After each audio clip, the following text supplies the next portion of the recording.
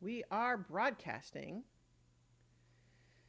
and our channel is live. Hello, everyone, and welcome to Adventure on so many levels. We're going to play Hounds. A Arroo!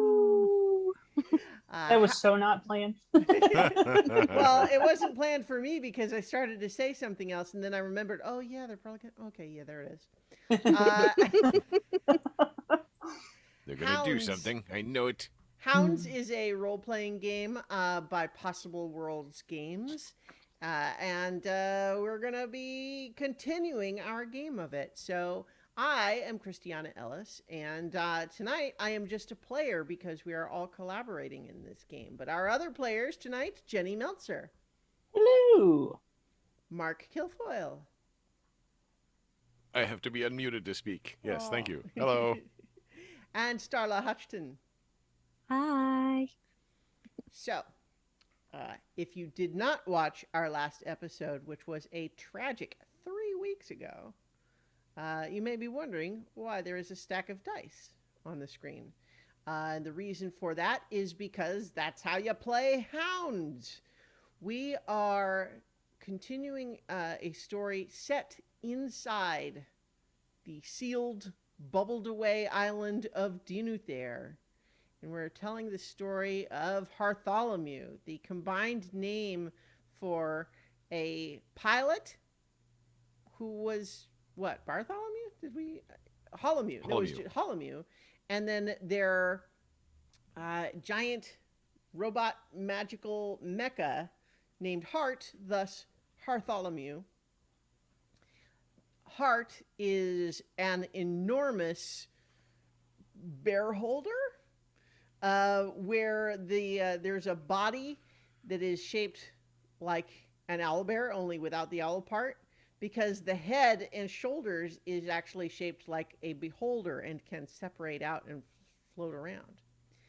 But Heart is sentient, and there is a deep connection with Holomew, and the two of them really love and respect one another, and they have just been ordered to return to the factory so that Heart can be reset and reprogrammed to be a soldier robot once again. And Bartholomew wouldn't stand for that, so they're running away. And that is the basic setup here.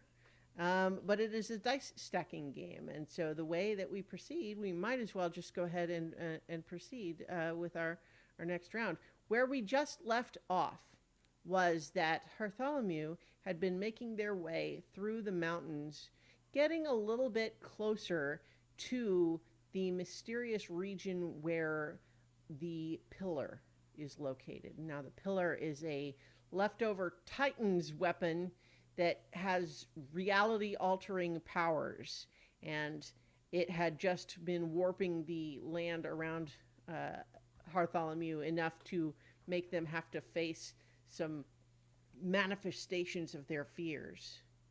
But the way this game works is that we will take turns to present kind of a premise or an obstacle, and then each of the other three players will present a possible way to solve that obstacle, and then roll 1d6. And the 1d6 will tell us how many dice we will have to add to our tower in order to follow that path. And then the person who presented the scenario will choose. We will resolve how that all works, maybe do a little scene, and then we will continue. And as long as the tower doesn't fall, we're all good. If the tower does fall, we might lose another memory. So, with that said, I think that what we have in our next obstacle here is a big one in more ways than one.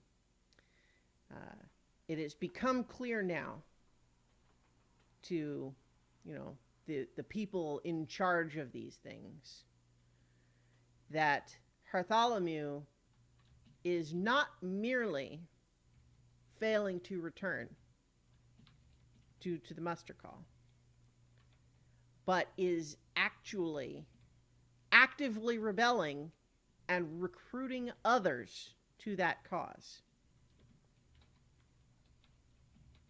This will not stand, of course.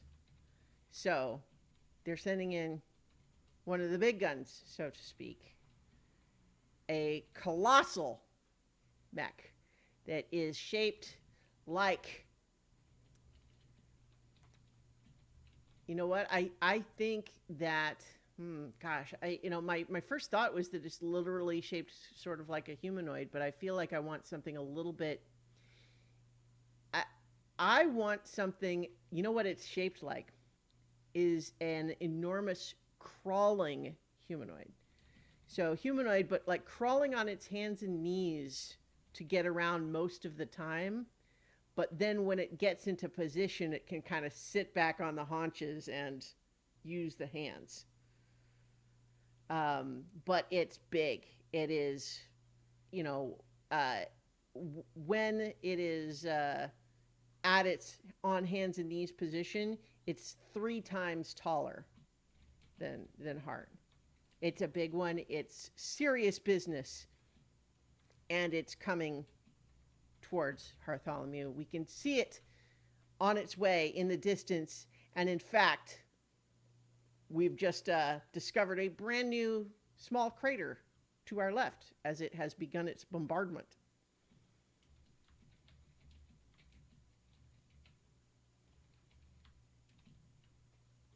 So that is our scenario. We need a name for this type of mech though. Does like, we could go really on the nose with the crawler, but does anyone else have a thought? I think that people should call them babies Babies? because they Big crawl around babies. like babies. It's the big babies. I might veto that only just because it's a little too similar to a thing that the Adventure Zone just recently did. But Well, let's keep in mind it also. So, what kind of like weaponry is it? Just like one big massive gun, I think like no, artillery? I think it is fully loaded. This is their number one best thing. Like it's got all different kinds of things. Right now, it's far enough away that it's still kind of using artillery built into the shoulders, but it's got other stuff it'll use as it gets closer. Are they sentient at all? Or are they just sort of like I programmed and go? I think like Heart, they theoretically have the capability, like they could be eventually developing into sentience the way Heart did, but that they are more rigorously controlled to prevent that because, of course, that's what they're trying to do to Heart is to erase the memories and get rid of that. So the I think the control is similar in the sense that it could be possible if they allowed it to develop, but they are conscientious that that does not happen. So, okay, so is it intentionally designed to like it hunts things down? So we could just call it a hunter. I think, yeah, well, it could be. I think it's not necessarily, I think the intent here is less about like, this is the thing, excuse me, that's best at hunting things down. I think that this is like, we're making a point of this. They're trying to make an example of Bartholomew that like, we are going to crush you. It is not just a matter of only send enough to get the job done. They're trying to make a statement. So I need a letter for maybe or an expansion of the acronym TEE, but I kind of want to call it the Infant T. Ooh. Ooh. I was thinking it could be the Mobile Extermination Unit. So, the Mew. The Mewtwo. um, Hmm. I think it might even be that like this is not something they have a lot of. This is like a flagship sort of thing. Hmm. Well, how about this? We can kind of, unless someone has another name they want to just really put forward right now. Let's say we'll call it a crawler for now. Perhaps this is a new enough thing that this is like maybe even its inaugural mission. It hasn't been given an informal name yet. It only has some sort of technical name right now, and we'll maybe decide what it gets called if we think of something later. So I think this is something maybe that Bartholomew has never even seen before. Maybe just heard rumors of being developed. Hmm. So it's new or neo. It's neonatal. Enfant Do we- terrible. What is that phrase? You know, Enfant terrible. Yeah. enfant terrible. I like kind of like that actually, but I don't know about you guys.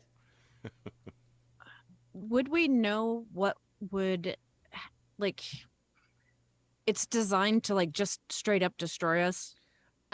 So I think on the basis of it being new, it wouldn't necessarily be obvious what it's designed for, other than it's really huge and it's currently trying to bombard us from a long way away. It's a substantial escalation over the last thing they sent.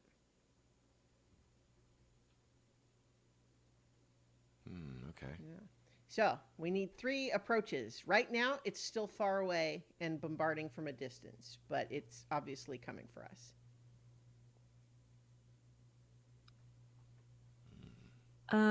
Okay, I got one. Okay. One potential solution, fake our own deaths. Mhm.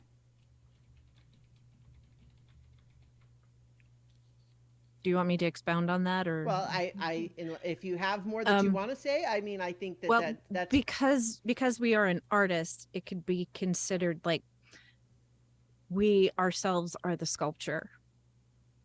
So maybe like detach the head portion and shape the body to look like it's been, disarticulated in some way. So not mere, but like faking the death, but like sacrificing the bare part of the body to do it.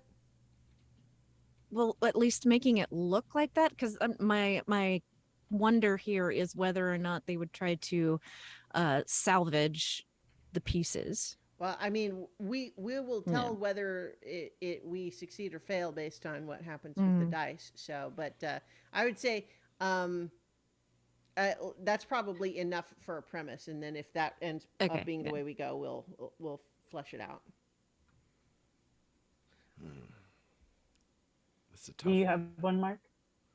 Not yet. I'm letting a few ideas bounce around, but nothing is settled. Okay. I have a vague sort of idea that I'm working on. Sure, I'm just sure. gonna start talking and hope Yeah. I formulate it better. By all But means. I feel like because we know that they have the capability to be sentient, that we're going to actually, dodge the incoming attacks and try to approach them and appeal to that part of them that maybe we have some ability, that Heart has some ability to sort of connect with them and maybe show them like memories and things that make us want to stay the way we are and not be erased, so that they can feel that empathy.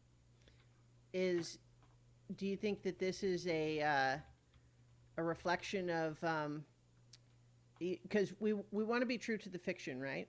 Mhm. But at the same time, we also want to allow for surprising things to happen. Is this just like a delay tactic, hoping you can make them break off the assault long enough to escape, or are you hoping for a bigger result than that? A bigger result. Okay, with bearing in mind that they would potentially have the means to try to counteract that, right? Like, I Right. mean, because what we're not looking for here is a path that says we win. No, right. Right. But It's a solution to this obstacle. yeah, that if we could, almost like when we met with the other one that was like us, and we convinced them to kind of come with us, an opportunity to show like this big thing that our, now is our enemy, that this big automaton could be sort of turned and shown why, erasing another automaton's memories is a bad thing. So trying to find a way to approach and connect with them in that way. Okay. Mark? Okay. I think at first I was going down the line of run away, but I'm kind of going to change that to try to lure them up the most dangerous path they see, Mm-hmm. thinking that the bigger robot will have a harder time making it up this hillside because we're on like a rocky hillside Mm-hmm. and mountaintop type thing, right? So yeah, lure them up the most dangerous path, thinking they can't follow. Okay. So each of you needs to roll 1d6. And as before, if you get a 5 or a 6, that means 3 dice. If you get a 3 or a 4, that means 2 dice. If you get a 1 or a 2, it's 1. 1.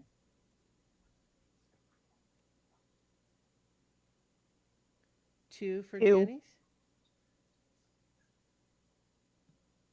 I think you're muted again, Mark. Nope, I'm just Okay. not speaking very loudly. All right. Muttering to myself. Thank you. All right. Well, so the sort of the path of least resistance here would be to try to fake our own deaths. Although, to be sure, um, that does potentially, like, we would decide how it works out, because the goal here is that if we're successful, then, like, we're successful, right? Not just that, you know, having to sacrifice a huge portion of the of Hart's body seems like the sort of thing that would happen. We would resolve if we failed. That would be one of the way, you know, because a failure means you just barely escape. Your plan fails and you just barely escape. I'm thinking more along the lines like how Wormtail faked his death in Harry Potter. All they found was Oh, the pinky. right. Or Okay. the Okay. yeah. Okay. I see. I see. Um. Oh yeah. Okay. Yeah. You know what? Hmm. Well, so where I'm torn right here is just the I mean, it could difference. be a whole arm. I don't know. Yeah. Well, all I was just like, where I'm torn is just the idea of the, you know, the easiest thing is to do one die, which we would probably succeed at, but like the faster we, like, are we trying to add more dice to be daring and make it a more tense thing, or are we just trying to play it safe still? I think for now, I think we want to try to. That is the path I'm going to choose. So we're going to add just one die. Um, so, all right. I set this up so I have to do it left-handed, which is mostly okay. But yeah, all right, no problem. It's easy peasy. Although it will get harder. But so that means that that is the plan. So how do we do that? How does that happen? Is it me? Oh, Well, okay. I mean, it's all of us, but it was your path Okay. forward. So you know, feel free to take the lead. So I'm actually thinking, do we have like armored plating of some kind? I would think so. So I'm thinking maybe take a few choice pieces Mm-hmm. and maybe around like some kind of wooden structure, like make like a decoy. And so when, one of these shells comes in and hits Mm-hmm. it, all the pieces go flying and we are dead. Mm-hmm. Okay. So like, how do we? Because then you don't have to fake the damage that those plates Right. have taken. Um. I think. Well, so I guess I'm not sure I follow. So like, what, you know, with shells coming in here and there around us but missing so far, what is it that we are actually doing? I mean, could we set it up Sacrificing. Well, like, but how do we make that happen? could we set it up near one of the like where the shells hit, like in I the don't, because craters? we can't control where they're gonna hit. Right. I think that Bartholomew has to take a tip from Thearter and make a really dramatic death scene sound echoing around, like put a rock between, or go where there's a rock between, an explosion happens nearby, and then just make a totally over the top, oh no, I can feel my circuits failing, and then blah blah blah blah. And then with some of the supplies that we picked up, especially if there are tomatoes, definitely squish some tomatoes around the area as well to seem as Mhm. though there's nothing left of the pilot. It will Oh, okay. require the pilot to be separate for a few minutes as the carnage is inspected, perhaps, but Mm. at that point they can definitely show Well, no, that. I mean, because they will, if Hart is left unattended, it will be taken. Right. It Okay, so it has has to to think it's look totally destroyed. destroyed. So what if some of the supplies we had gotten, or some of it just like leftover armaments that Hart just has, what we could potentially rig is like continue to let them kind of try to shell us from a distance, aware that they're getting closer, and planning to kind of cross our fingers that they don't just actually direct hit us, but then wait for one that's kind of just close enough that we can fake that, oh no, a glancing blow hit us in some critical spot, and we detonate some of our own weapons in a way that from a distance might look like we blew up. And crush a crate of tomatoes and toss those into the air. Yeah. And sure, why not? The tomatoes And too. paint. I mean, we have paint too, so I mean, we could use red paint to make it look like blood. So, what are we actually doing to escape, though? So we're creating a scene that looks like Hart and both mech and pilot blew up, but then how do we actually get away? Well, the smoke from the explosion that we caused would give us sort of a little screen Okay, that we are could slip away and find a place to we lay Find a low. setting a really forest fire?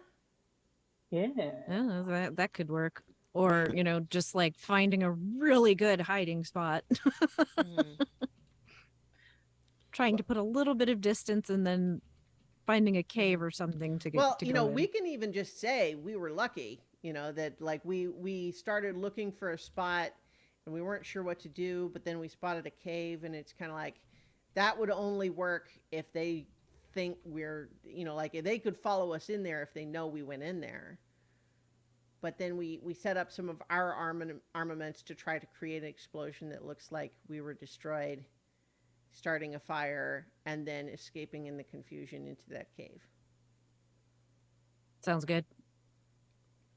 Okay.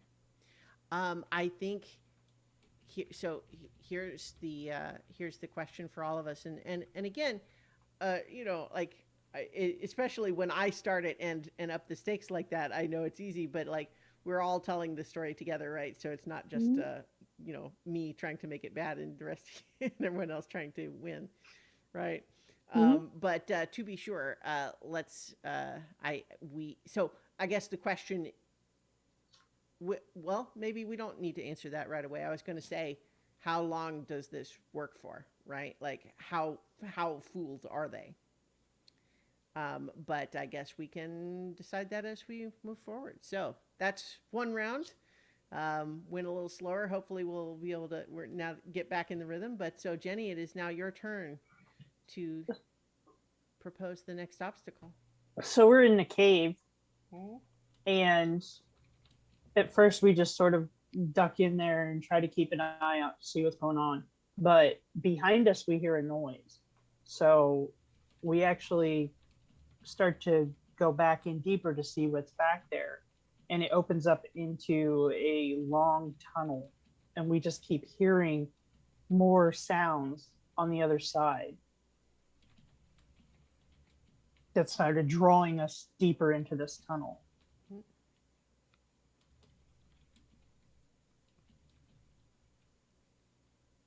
Okay. I'm trying to remember. Did we leave in that Hart can dig underground, or was that something Yeah, that we vetoed? yeah, we did leave that in there Okay. because we actually were going to use that in the avalanche. That was one of our options when the avalanche happened, Right. was to dig out. Yeah. Okay. Um, all right. So that kind of what I was thinking there is, uh, that seems scary. We're gonna Mhm. try to dig our own path away from any attention of anything strange. So that would be Okay. my proposed option is, ignore the noise, move not, or rather, not even ignore it, but actively try to go the other way. So sort of tunnel down and back out the way we came. Well, or not even back out the way we came, but just like trying, let's travel underground for a while and try to emerge somewhere else that is away from both the enfant terrible uh, or whatever that sound is.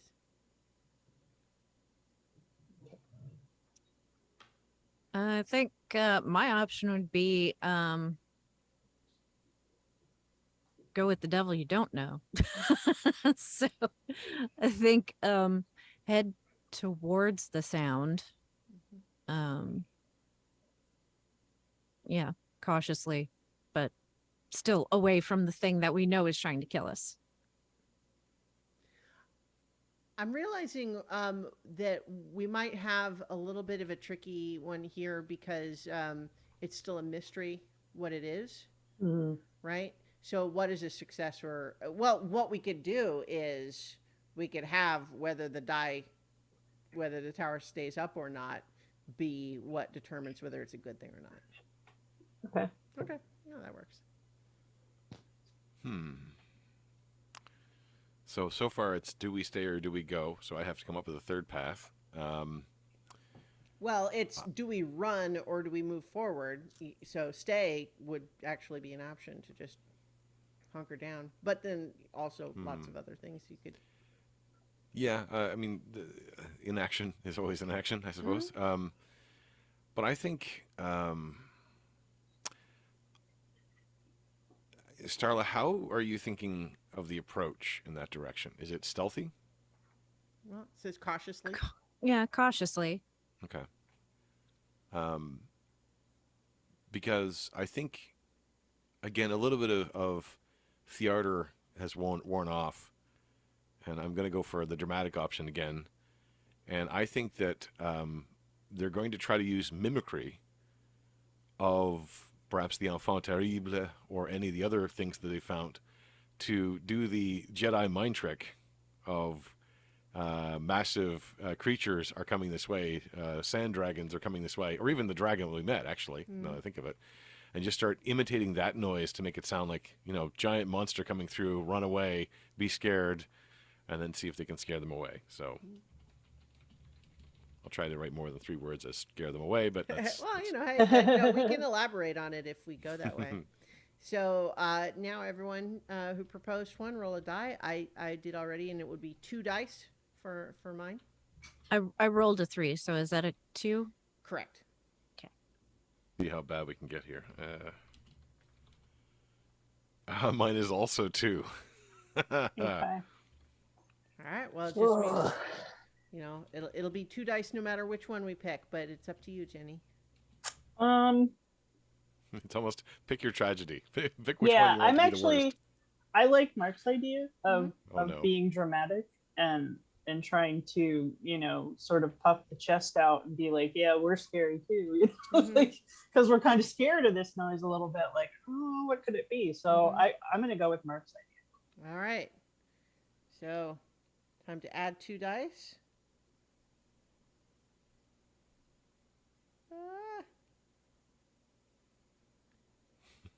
So that's 6. I think 7 was as high as we got last time. Like putting the 8th die on was what made it fall the last time.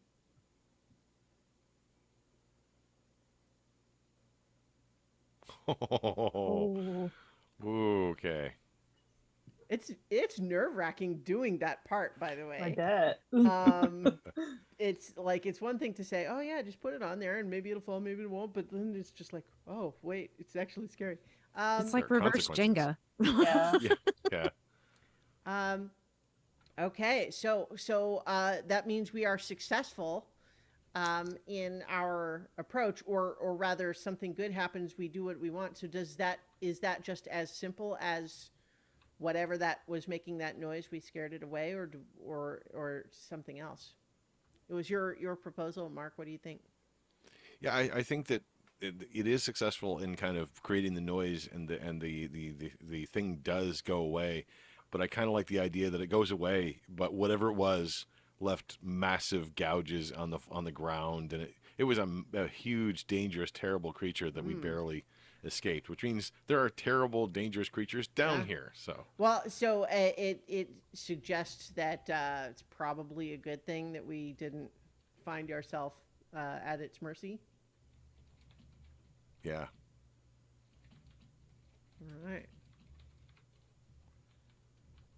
all right. Okay, your turn, Mark, to give us an Yeah. obstacle. Yeah, what are we gonna do now? So we've gone deeper into the mountainside. Um, and that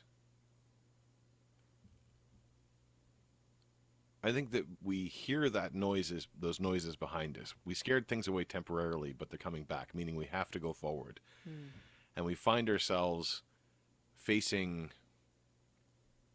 a massive gorge underground, a gap in the rock, where there is the remains of what was once a ladder across it, or a hanging bridge. But it looks very sketchy and is unlikely to carry the weight of heart. Right. So what do we do to overcome that?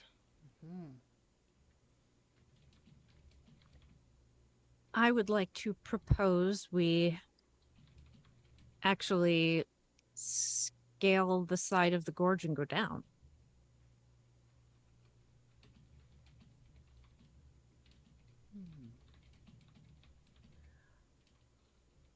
I'm fascinated by the idea that there's a bridge, which means someone has been here. Someone who would build a bridge, right? Um, and that suggests that this is not just a cavern that is the domain of monsters. That suggests someone else here. And since we just came from the way that we came from and didn't see anybody, that seems like they must be on the other side. And so um, the bridge does not seem like it's strong enough. I'm going to suggest that we have like tow cables, like tether cables that can fire out of the bare shoulders. So we have the beholder part sort of fly up and over, and then the bare body is going to fire these cables and then swing over the gorge, Star Wars style. But the goal being, we want to go where that bridge is going. That was very similar to my idea. Oh, okay. Well, So I'm gonna think of something else now. Yeah, going last is tough. Starla went down, right? Like Yes. down into the yeah. gorge. I mean, we could still have yours be going across the bridge just some other way. Well, I was gonna have him like disconnect like the beholder head Mm-hmm. and float it across and allow the body to cross the bridge because Well, yeah. I mean, we could. I'm just assuming like, you know, if we're all together, maybe we're a little lighter if Yeah. it's just the body. Could be. Like maybe the Mhm. head is really heavy, but the body's not as heavy. Yeah. So Maybe they also get a really good run for it. Maybe. yeah. Well, I So- feel like running and jumping onto it's probably not good for the bridge, but Yeah, it could no. just be jumping across, right? Like maybe just we could try Yep. jumping, getting a running start Right. and just jumping across, or just trying the bridge. I mean, it's your Yeah, suggestion, Jenny. So. I kind of want to see if we can attempt the bridge All right. with just the body. I mean, it's mysterious enough to have a bridge here. Who knows what it is like? Is it it's a good bridge? Maybe. Maybe it looks what janky for, you know, to get that big Mhm. gougy monster not to come this way. Yeah. All right. Well, so everyone, roll. Oh, 3. -3 also. Oh Two. boy. 2. Mine was 2. I rolled a 3. Okay. Well, I like how the most dangerous one, I think, in my opinion, is also the one with the lowest number. That's Well, always you fun. know, that's how it works out sometimes. Um, There's surprising can be surprising complications to the ones that seem simple. I kind of like the idea of trying the bridge and thinking the bare body must be lighter, so I'm going to go with Jenny's Okay. because I also think the consequences will be the most interesting. All right. So, adding two more.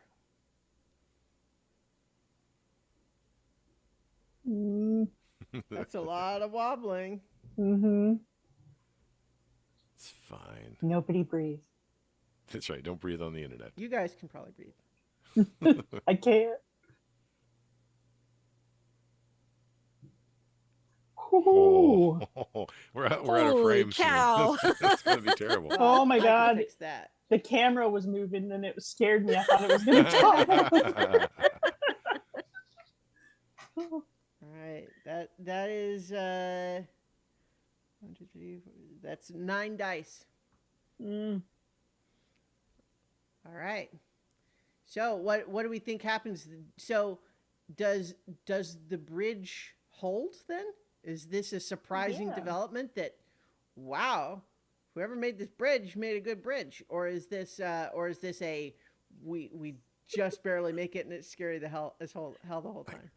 I kind of like the idea that the bridge is actually stronger. It was there to test whoever wanted to cross over. Yeah. Yeah. I kind of like combining that with the idea that I said originally, too, that, you know, maybe they made it look that way because they're trying to discourage people from going this way. But I was gonna say I'd think it'd be funny if like we get across, it's like, oh, that wasn't so bad, and then like It falls. a little pebble skitters across it and just crumbles. Oh my gosh, this is a total tangent, but I just recently watched this movie called Sorcerer, which the name is not, it's not a great title because it really, there's nothing supernatural in the movie. It's not about a sorcerer. It just happens to be the name of one of these trucks.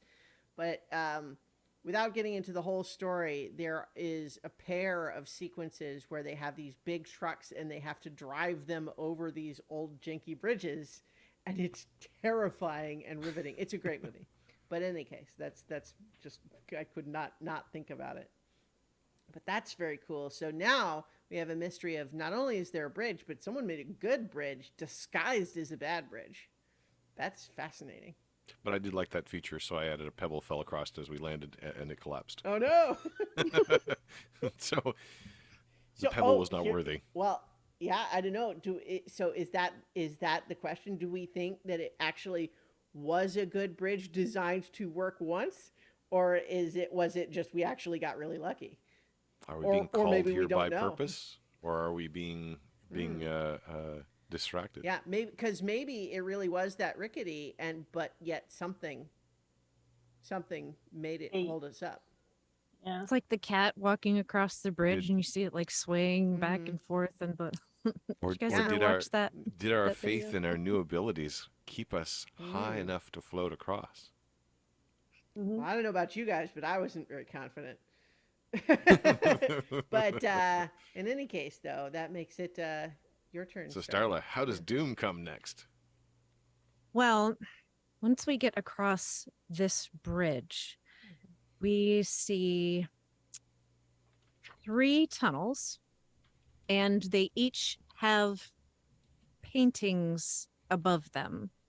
But just due to the proximity of us being near this pillar, they aren't your typical drawings and they sort of move. And they all depict a monster of some sort. But we have to choose which one. Okay, so each of us is So, going to yeah. describe one of the 3. Mm-hmm. Oh, So which one we think we can beat. okay.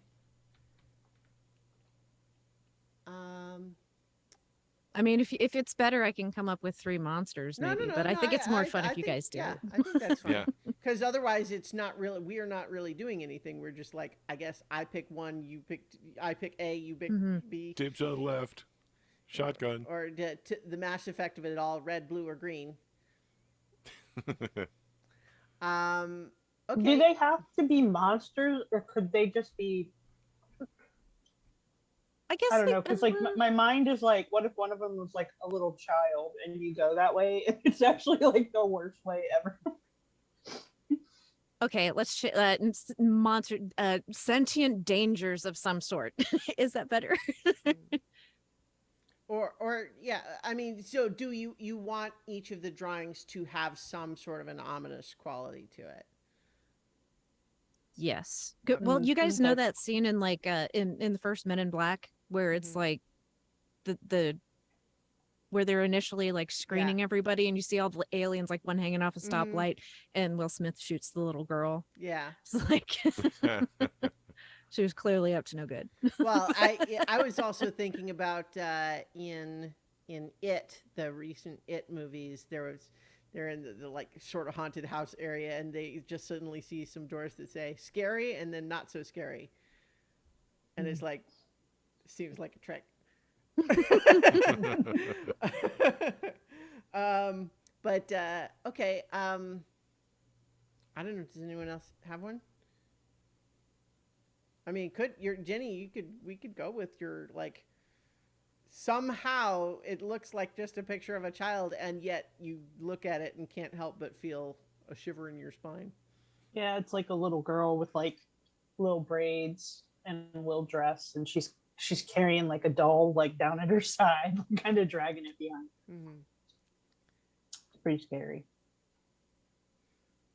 All right. I'm going to suggest that at first glance, it almost looks like it's just sort of a like a pond of dark water, but you can see just at some of the edges that there are like these tendrils sticking out of it that are the same color as the water, and in fact as you watch, there is sort of an animated little bird that flies overhead, and a tendril grabs it out of the air and pulls it down inside. Okay. I'm actually surprised that I didn't get trumped here. Because I want to go existential, because this is going to be a big, nasty, terrible thing that's going to happen.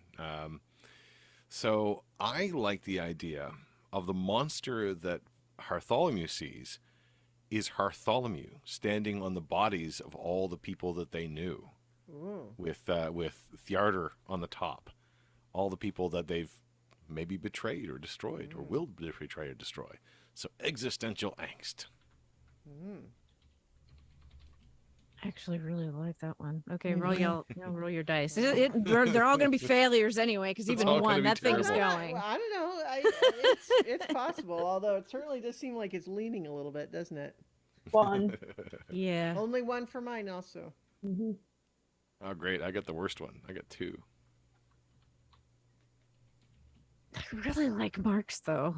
Well, you can still So pick do it. it. Yeah. I mean, I'm going to do my best to try to get those two on there without it falling, but I can't promise anything, obviously. I don't know if it's like your camera Well, and angle, but not it only looks that, like it's but leaning. yeah, no, it yeah, it Scared me. does. It's a little bit hard to know exactly how much that's the camera and how much that's Right. but the because the other piece of that is that if you want to explore that path, remember that a failure just will take damage of some kind, but we will just barely escape. Our intent will our attempt will be a failure, but we will just barely escape. And so if that seems like the interesting story path to follow, we could still follow it, even if it's not necessarily the safest from a keeping the tower up perspective. And we get to play with an interesting memory no matter what. Mm-hmm. Hmm. I'm slightly curious about the little girl too. Like Mhm. maybe it's not so bad. We're gonna go with Mark's just because I think Okay. it's interesting. Oh, okay. All right, so 2 dice, huh? Okay. No breathing. Trying to look at it from a couple of different angles here. Sees like Hope how there's no much is minor it earthquakes actually in the next few leaning? minutes. And I think some of that lean is just I think it's the camera. Yeah. Yeah. Is like It's really just Christiana playing with our minds. yeah.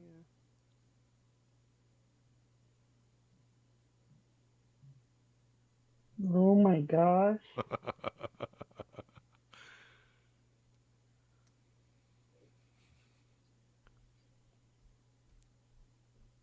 See, now I think she moistened it. Oh, Wow. wow. That's 5 seconds. That's the rule. Can't believe that worked. 5 second rule. Yep. Still good. Yep.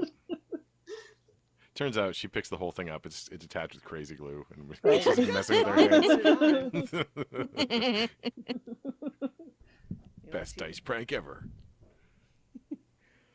Woo! Okay. Okay, so that means then that whatever we actually find in that tunnel, that we succeed, we succeed in that obstacle. So, what do we think actually happens in there? Is it just sort of a vision of like this is what's going to happen if you keep on this path, and we just have to will our way through it, or what? How It's do we beat it? It's a test of determination. Well, Yeah, I think I also it's feel like it's kind of like an identity thing because, Mhm. you know, we see ourselves on this pile of bodies and like, you know, we've been put to the task for, you know, our lifetime. And this is the destruction that we left in our wake. Yeah, when I was thinking of it, there was two things that came to mind. One, there's sort of the subconscious revelation of the fears that we have inside, right? That this mountainside is making our dreams and nightmares appear before us. So there's that part of it, but there's also the notion that this is defying the will of the entire island, which has been predicted to be disastrous. Mhm. And so it is that kind of fear, and the whether, and in my mind, it was the no, this is the right thing for us. We have to do this. It is not about the what everybody else needs. It's what I need. Not selfish, but sort of true to themselves. So it's a heartwarming moment, ironically enough, moving through this tunnel once they've made the decision and are still faced with the images, because I like the idea that the monster they have to fight through is images of everyone else coming after them and them having to fight them one by one by one until it comes down to the last one, Thearter, the ally we just made, and facing off against them, sadly, but then pushing them aside.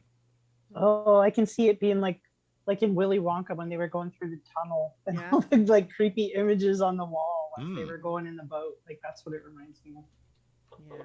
Is it raining? Is Is it it pouring? That movie was Is a messed up. I can't believe I had to wait hurricane till I was an adult to see it. Mhm. Scariest movie ever.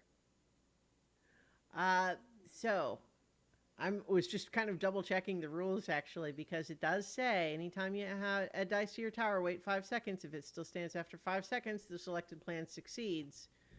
It does not say what happens if it falls before the next time you try to add dice to it. Like if it got bumped now or something. No, I think it does. And I think it's if it falls over in the interim, put it back up. Yeah. Okay. Is it? All right. Well, that works. That makes sense. Accidental toppling due to forces other than stacking does not count as a collapse. If your Mm-hmm. tower accidentally falls, simply rebuild it. Uh-huh. Well, there you go. And if you ever Although run at out a of certain dice, point, also stack non-dice objects on top. yeah, I'd have to, have to use tools to try to rebuild it at this point. Um, but Blue.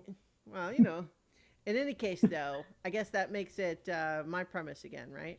Hmm. Well, so here's the thing too, that we're moving a little faster through these, which is fine. But we can also just remember that anytime we want, we can play a scene, right? We can sort of role play through if there's any conversations. And in fact, actually, I'm going to sort of provoke that a little bit. I think there's going to be a moment where when we get through that whole thing of saying we have enough of our fears that we think we're doing the right thing even when we're having to defy all of these different things. But what is the right thing exactly? Like, what is the goal? And I think it's a recognition of saying, you're definitely not going back. But what is it that we want? Is it just to escape? Is it, like, so I guess I don't want to even suggest, because I think it's just sort of a reflection of, it's very clear we're not going back, never going back. Death first, that sort of thing, right? Except that it also raises the question of, we need to decide what it is what outcome are we really even trying to achieve here? And that doesn't mean we will succeed, but it's starting to just feel like we should know what it is that we want to have happen. Am I still hollering you? I was just realizing that is not a great setup for this sort of scenario thing, because it, like, what does a success or a failure mean in that context? But I would like, I guess, for us to think about that a little bit. So maybe that can just be sort of in the meta that we think about, because I'm realizing, like I said, that doesn't work as a challenge for the dice tower. Right. Well, I mean, weren't we saying last time? How about this? Okay, here, yeah. What happens is, after making it through that tunnel, where we push our way past that vision that suggests our current course might lead to the deaths of everyone we know, right? There will be some figure there. And I think at least what we see just immediately is we emerge into this large cavern, and then up above us there's some sort of like a dais, and there is a bright light that shines, and we see just a silhouetted figure there that is maybe vaguely humanoid, but it's hard to get the details. It's something about the light makes it hard to see them entirely. But that a voice is calls down to us to say, what is it that you would ask if you could ask anything? And the challenge is, how do we proceed from here, and how does it go? Like, what do we say, and what happens as a result? Because we don't know who this is, or what they want, or what their deal is. So I think after everything we've endured, and it's really just brought us closer together. So if we could ask for anything, we would ask for ourselves and all of those like us to be able to maintain their bond so that they are inseparable, that no force may come between them.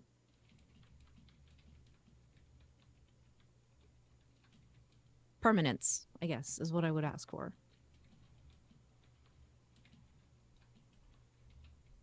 I feel like we would ask for, similarly, freedom to live our lives, because we do have lives. Even the automaton with me has its own hopes and dreams and thoughts and feelings and memories. And to have the freedom to continue on our path without being forced to give that up. So basically, freedom to continue as things are, but focused just primarily on Bartholomew. Yeah.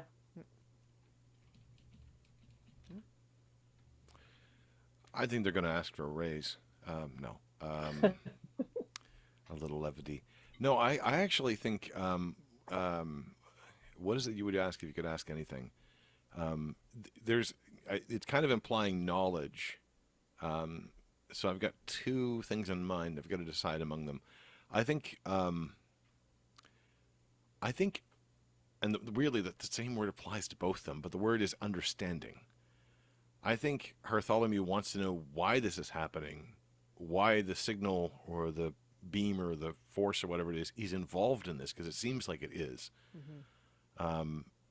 to understand what's happening and to understand what's going on and to understand if it's really truly dangerous or just feared.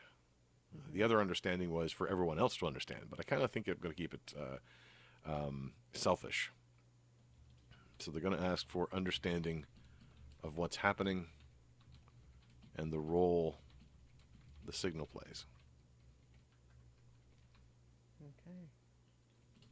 And is this life dangerous? All right, let's roll and seal our fates. Oh, I was rolling a die and then I remembered, wait, I don't roll for this one. Oh, I get 3. Me too. I got Oh, one. all Okay. right.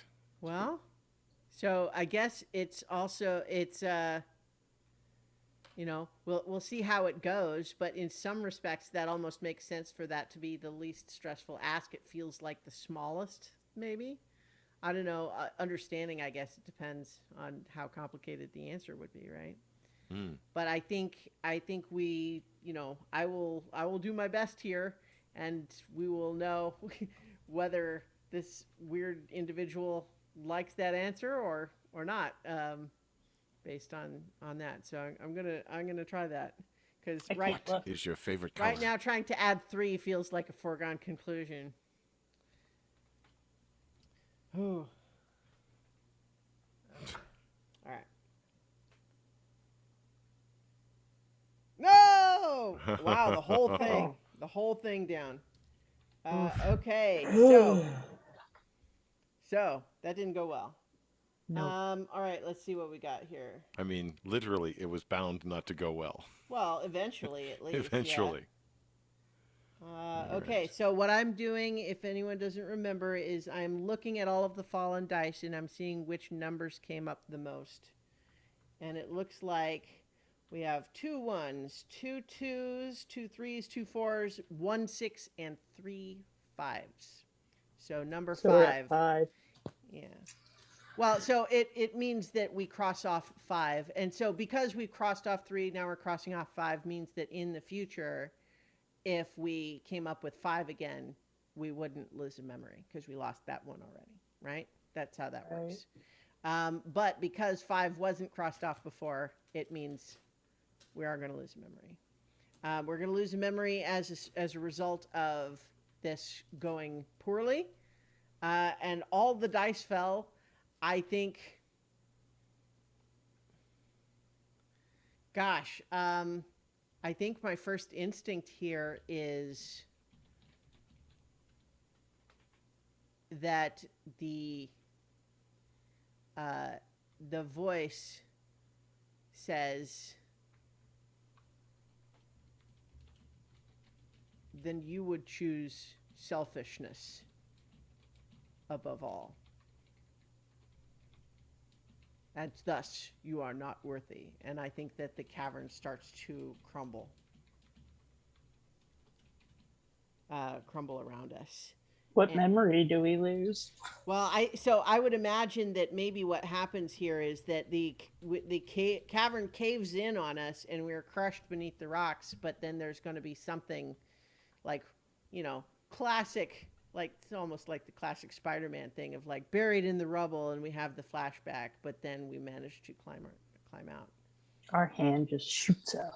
One of our tentacle hands. All right. So yeah, what is the memory? So this seems like the scenario was related to like making a choice, or for that matter, in the opinion of this figure, what was asked for was selfish. Do we? But at the same time, like I hope that it doesn't come across as my moral judgment as Mm-mm. it's just but maybe a memory that's related to something like that where you know maybe you did something that was right for you and someone else calls it selfish or a time maybe either one or the other really was selfish, or what do we think? Or even just had to make a choice of what to do, or knowing what you want.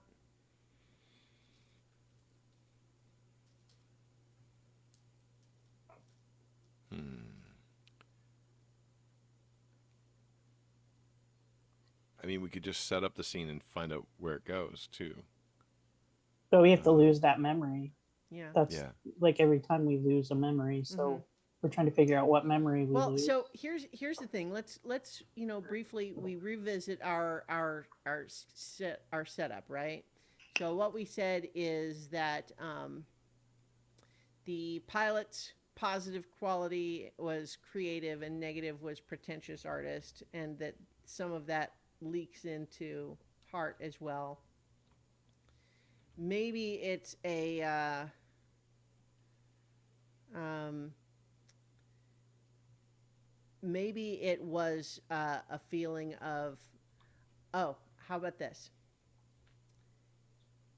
Before deserting, before the signal that said, you know, return. This is back when I, I don't know if we really want to do this anymore. Don't we want to do art instead? And I think it is the genesis of that decision being made.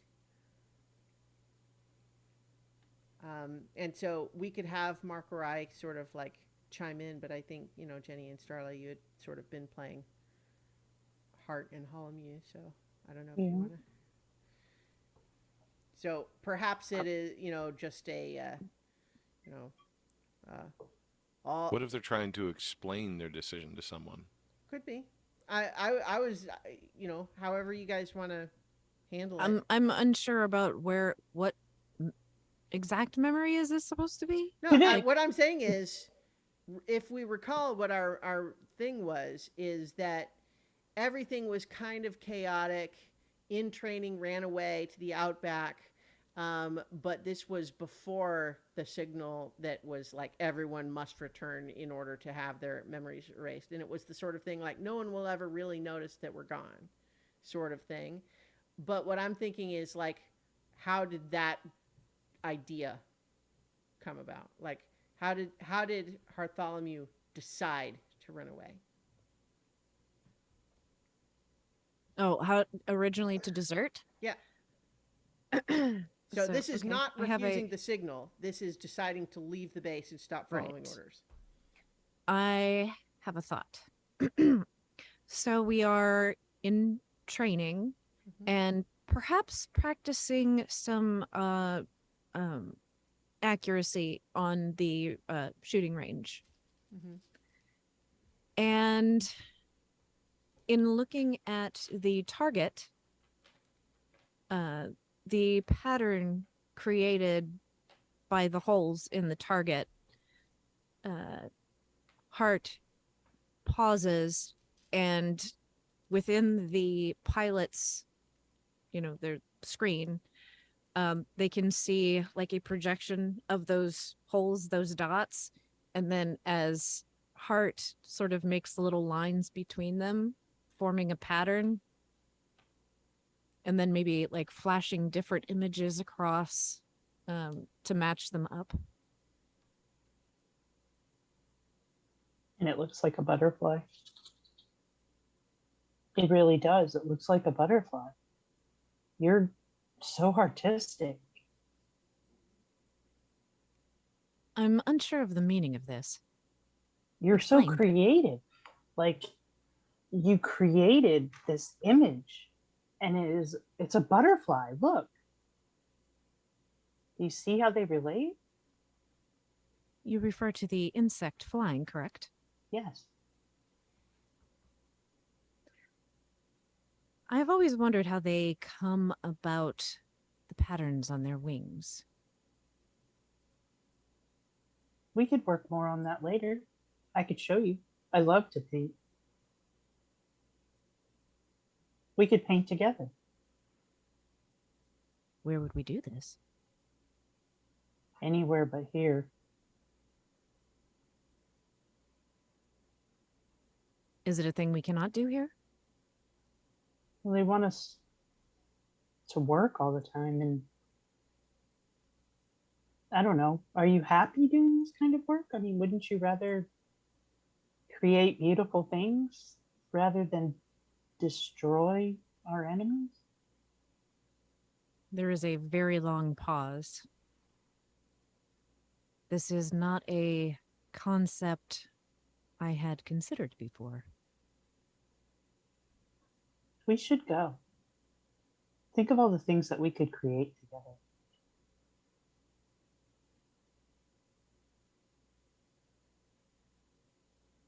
Perhaps this idea has merit. What do you suggest? Let's go. Let's run. I believe the watch shifts in approximately 15 minutes and 22 seconds. It's the There may be a perfect small time. gap between when one patrol comes around and another takes its place. Then we'll take our getaway and we'll be free. And you're certain of this choice? I am. I can't think of anybody I'd rather do this with. Nor can I. And then we run away. And the memory disappears. Well, so the pilot remembers, but Hart no longer does. It's that that memory drifts away into static.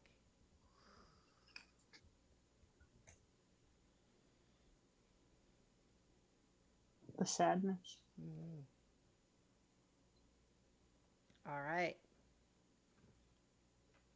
So that would, I guess, Jenny, your turn to give us our next obstacle. I feel Pressure's like off as a little bit. I feel like as we're crawling up out of the rubble, that because that memory is gone and Hart has taken some damage, that he's actually starting to wonder, why are we running? And as they breach and they're above ground again, there's a distant sound of the crawler still coming. Like you can hear it because they're so big it shakes the earth. And Hart actually stops a minute and kind of looks and then asks, Holomew, why are we running?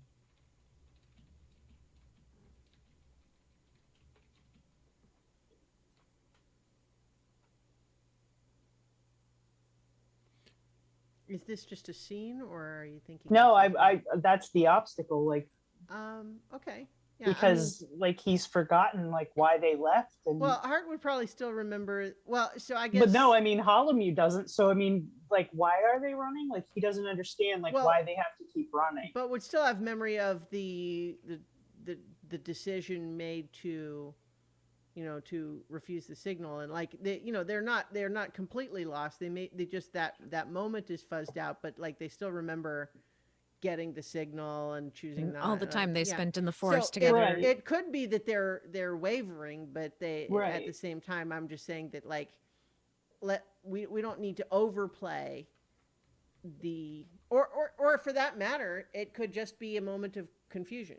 Right, that's what I mean. Like it's sort of confusing for a minute. Not that they have forgotten everything that they have been through since they left.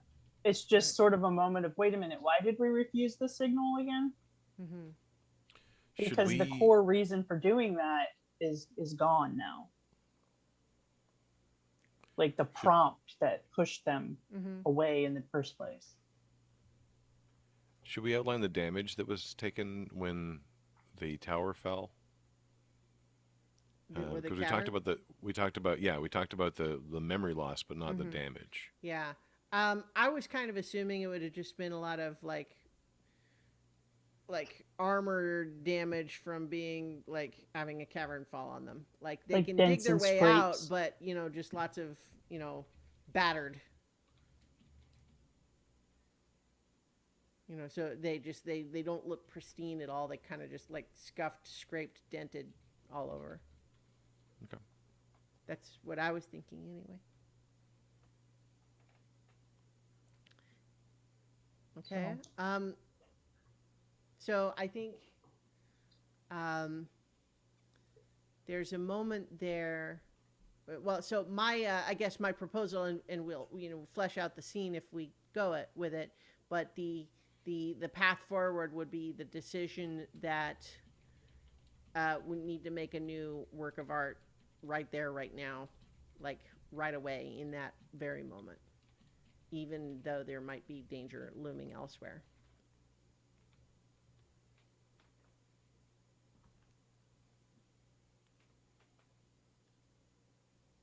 I suppose the argument that I would propose would be the memory of that first taste of freedom and the art piece we created that first day after we left.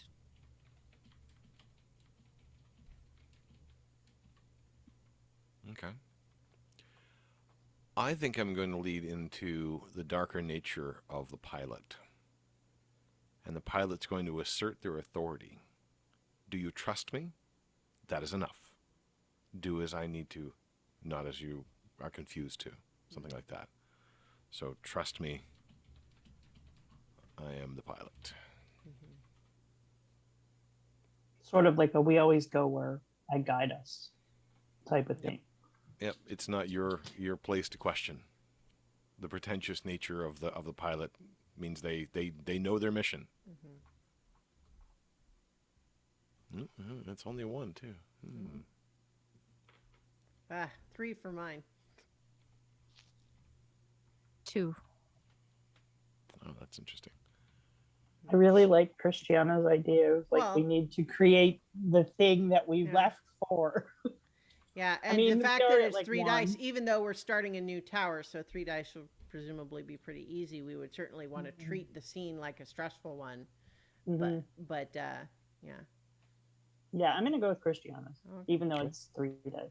yeah, well, that's all right. Just gets us back to having an interesting tower again. 1, 2. What? Now she is messing with us. All right, so that's 3. So I think it still should be a stressful scene, even though we're starting a new tower. I think the stress is just coming from we can hear the rumble of that giant crawler mech still in the area, probably still looking for us. Like whatever ruse we left worked for a time and let us sort of get away from that pursuit, but it seems like it's still out there, it's still coming, and the longer we stay in one place, the more likely it might find us. And I think even as we work on this piece of art, we're hearing those sort of thudding vibrations in the ground getting closer. And it's almost like, and I think that it's sending out like flares that enhance its sensor capabilities. And the flares make a noise, and it's a little bit like when you're counting after thunder, like lightning and thunder, to see if it's moving closer or moving farther away.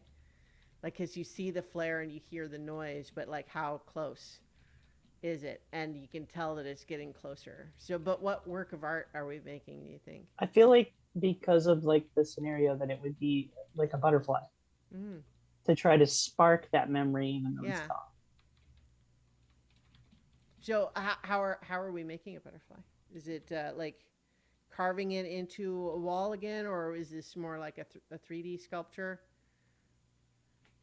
What? Oh, what if it's like giant bonsai? Like, we're like we've got all these pine trees, but it's like sort of bending and shaping all the branches of those to make like a big sort of butterfly.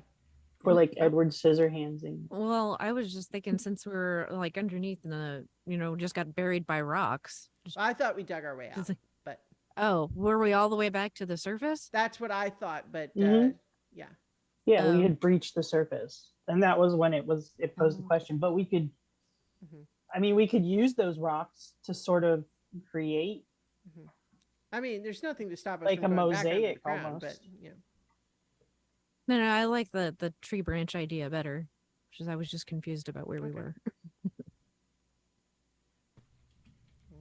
And so I think part of what's scary about the process is that not only is it a matter of like how much time are we spending here and they might catch up, but it's also big enough that like if they see it, they'll know for sure that we were here. And so it's dangerous that way too. Like even if we aren't here anymore, it will be confirmation that we're around. Um, but it feels too important.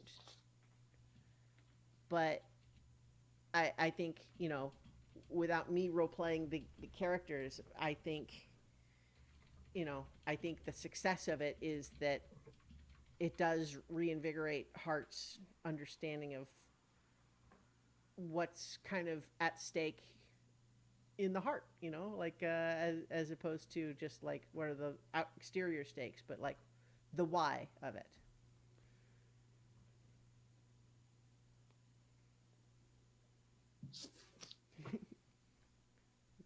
Do a scene of that or not? I don't want to be just like do the scene because you guys have staked out the characters, but like that's certainly what I was um, envisioning there. So So we placed the last branch and sort of, lean back to appreciate what we've done. It is beautiful, but I wonder if this was the best choice. We It are in is. danger. And the farther we get away from that, the less danger we'll be in. And the more things like this we can do. More of this sounds nice. It does. The end. more of this sounds nice is actually like that's a nice, just simple line Mhm. there. Um, okay, so that would be your turn to create a premise, Mark. Yeah, yeah, um, yeah. Let's see. Um, oh, okay. Um, I mean, we just established that the crawler is closing in on us, so it could be related yeah. to that, but I've doesn't got have to be. I've got an idea for that. I'm not sure if I want to go that direction, which is usually a sign that I'll probably go in that direction anyway. Mm, up to you. So I think it's going to be because we're playing a game about heartstrings. Let's pull a few. The voice of the crawler starts to resound across the mountainside. In between the explosions that are continuing, in between the bursts of the flares overhead, there's the voice of the crawler and the voice of its pilot arguing. The gist of the argument is the pilot is pushing the crawler forward, but the crawler is resisting. The crawler seems to be coming awake in a way not entirely unlike Hart has. So, the amount of distress heard in the crawler's voice versus the confusion and perhaps a little fury of the pilot's voice means what? It could be dangerous to go closer, but it'll be a powerful ally. But I don't want to give you your choices too easily.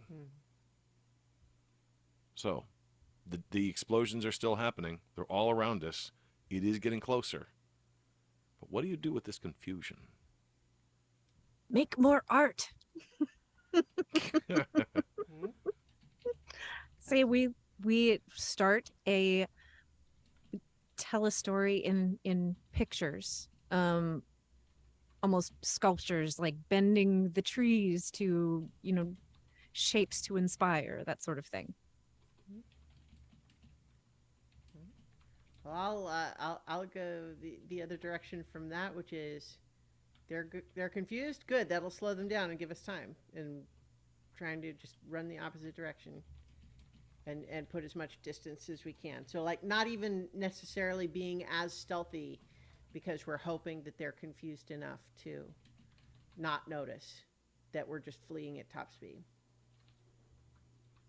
I'm kind of going to lean back on the idea that I had before of letting them come and using this as an opportunity to sort of appeal to the automaton and see if we can reach them and explain, this is why we need to be free.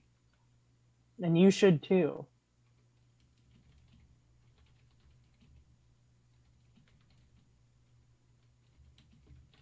Two. Oh, right. I almost grabbed one of the ones from the tower to roll. Go ahead. 2 for mine. Tower is Also. disappearing. 2? 3 All right. Yeah. for me. Oops, 3 for Jenny.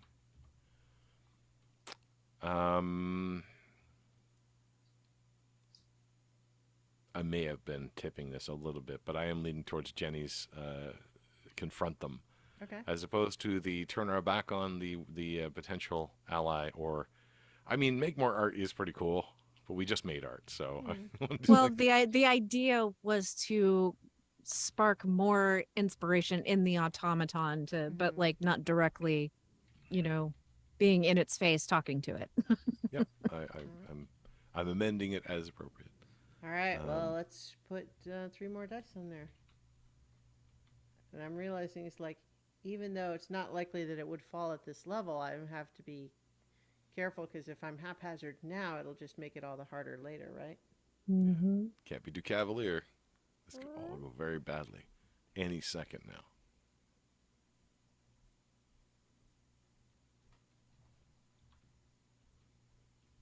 All right. Success. So what does this look like? I'm going to shout out that, or just not like in character shouting out, but just suggest that one of the things that seems different here is that Hart and Holomew were in accord on this, right? They mutually wanted to stay together. Whereas what's happening with these two is that the pilot and the mech are disagreeing, or at least experiencing some discord on that, which I think maybe could be taken advantage of, but seems inherently more unstable and unpredictable than when they're disagreeing. So it's one thing, like, what if we can appeal to the automaton, but if we can't convince the pilot too, what are we like? Mm-hmm. So I'm just sort of putting that out there as we try to think how this goes. I think that even pointing that out is a good opportunity. Like, look, we are together. This is a choice we made as a unit, and your automaton is fighting with you against doing this. Why do you persist? Why aren't you in harmony? Mark, do you want to play the pilot or the automaton? Oh, why don't I be the pilot? I'll be the opposite. Okay. Play the bad guy. All right. This is not what I was made for. To crawl around the mountains looking for one of our own mechas. You were a tool with a purpose, yes, but a broad tool, one made to solve many problems, and this is a particularly annoying problem.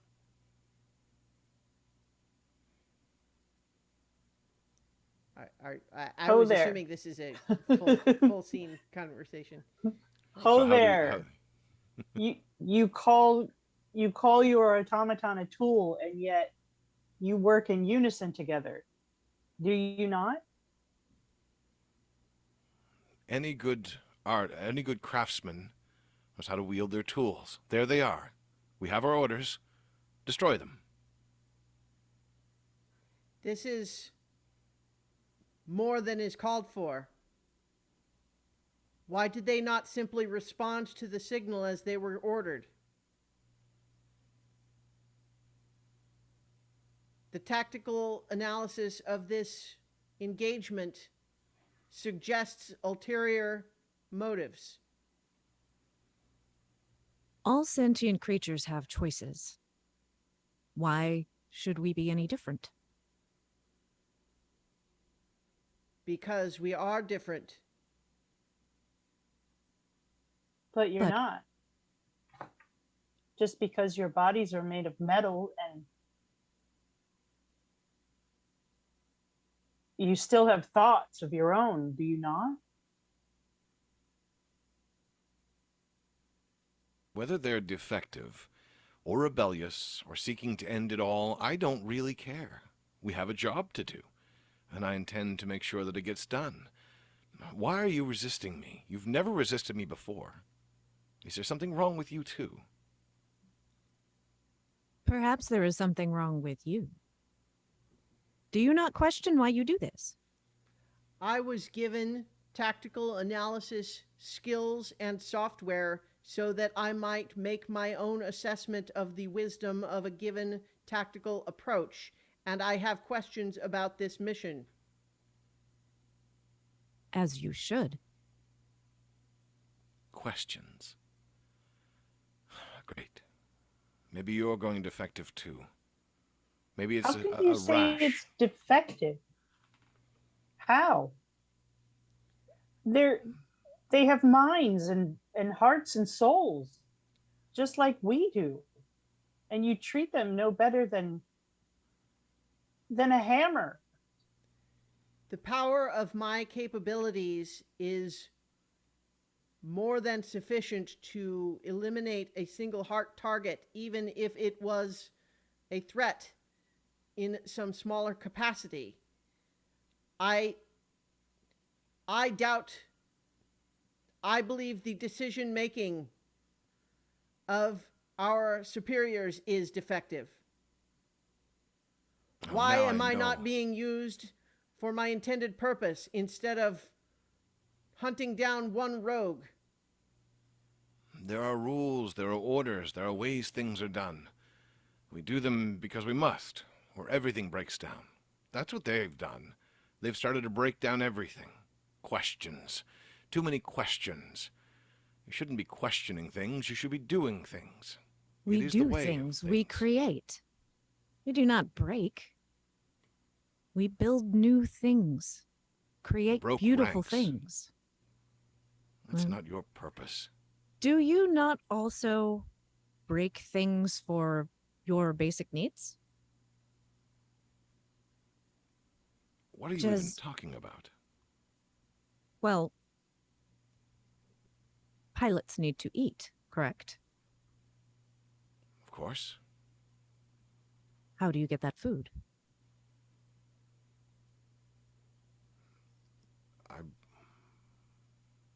I ordered from the mess. Where does the mess get it? It's none of my concern. Well, it Should should be. be. That was pretty cool. That we're in sync like Because that. we're in sync. Yeah, that's a little creepy. Yeah, I like it. I do not understand their reasoning either, pilot. However, it is At least clear we agree that on something. they are insane. They are not a threat. Why have I been diverted from my true mission? This is your true mission. What did you think your mission was? Do you not see yourself? Do you not see the capabilities that we've made for you? You working with me allows us to do the things that we need to, greater things. I was created to fight in enormous battles, to defeat armies on the field of war.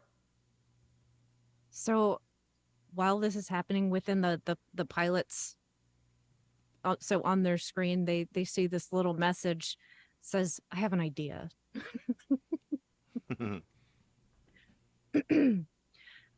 Have you considered perhaps that it is not your unit that is defective, but perhaps this is a test? Wait, is this to the To those automaton two. or Yeah. to both? Okay. So sort of the pilot. But Okay. Well, so I'm yeah. just saying. I think that I think it makes sense in the fiction that you could communicate to one and not the other if that's what you were trying to do. Well, I'm addressing both. Like there's Okay. an awareness that both of them can hear this. Mhm. Perhaps this is not a I've lost my train of thought. Perhaps this is not a defect, but is in fact a test of your automaton's reasoning capabilities. I was already submitted to many layers of diagnostics when I was constructed. If this is a test, it is for the pilot. Hang on now. What are you suggesting? I know I've seen all kinds of strange things recently, but I don't understand what you're implying.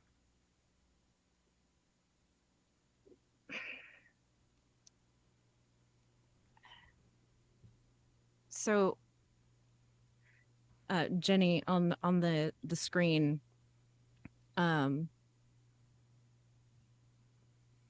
what you'll see is imply field test of what I'm trying to do is play into this testing whether or not Well, so one of the things that we might want to try to hew back to is that Mm. the chosen path was explain why we need to be free, right? So we want to like I'm not saying we can't let the scene go where it will. I'm just saying like if we're having trouble deciding how to move it forward, that was kind of what we. Yeah, I think in this stage right now, the pilot is confused Hmm. and maybe open to ideas. Um, so if you can kind of make a statement or case or something that confuses them to say, wait, maybe this is against my orders, that would probably be So the. maybe to sort of nudge us back in that direction, maybe what the automaton says is, I do not wish to be on this mission. You wish for freedom? I wish to pursue the type of mission that I was created for. This feels like a distraction, a waste. I do not like it. But we have orders. I can't just go against my orders or I'd be no better than they are. I do Can not I? like these orders. I think this hulking monstrosity kind of looks down at this tiny little, from its perspective, tiny little mecha. And I like that framing shot of kind of this massive thing looking down with the pilot somewhere located inside.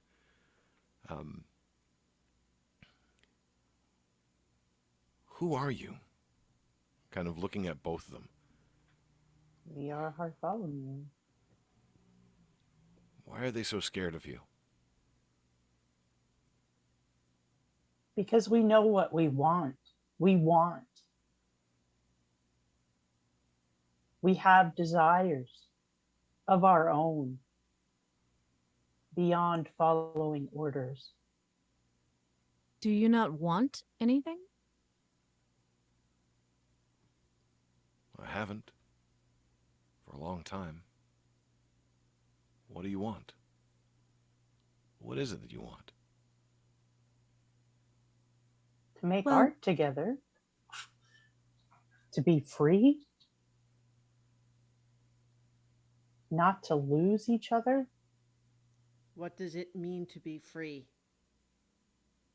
To make the choices you want to make. Um, I have an idea here, but I don't want it to be unilateral. Um, I'm kind of still like, if you couldn't tell, I'm kind of liking the idea of what the crawlers' idea of what they would want to do with freedom is not necessarily universally appealing, Mm-hmm. but that they are nonetheless being swayed that it sounds pretty good. Um, what what if they eject the pilot and then leave? There you go. I mean, that would work. So I don't want to just force that if people aren't into that as the scene, but that's kind of the idea I had. But are they can the mechs operate So Without a independent of pilot. a pilot? what the book suggests, and we can talk about like what it means, is that they're certainly less capable of like sophisticated operation, but I think that the general intent of the pilot is usually that the automata, the mechs, the automatons have a much more sort of rigid means of thinking and decision making, and the pilots are intended to help provide the necessary nuance. So if it just wants to go and destroy big targets, Mm-hmm. Be like, like, There's bye. a dragon right over there. bye. Well, There's a no, I'm village down thinking there. there's Or probably a at the giant ass city back there. or at the very least, it has been persuaded that freedom means you don't have to do what they tell you to do. Yeah, freedom means doing whatever you want, Yeah. Mhm. and it wants to destroy things. And if the pilot is going to interfere, Yeah. That works. Okay. um, so the problem is solved for Bartholomew in the meantime. But now there is a pilot outside So his mech and a this enormous battleship of a mech that has decided it can do whatever it wants, yeah, so I leaving kind of the area. I kind of think that the mecha would still sort of eject, but gently the pilot doesn't want to hurt the pilot. Oh yeah, I was thinking But then, like if there was an ejector seat, like in case of damage, and maybe it has a parachute or something like that, or a feather fall because we're doing magic, right? So right. it wouldn't necessarily like it's not trying to hurt or kill the pilot, but the pilot really doesn't have much they can do about it. It's what I was thinking, but Sure. let's Yep. this can be a group decision too. So Mhm.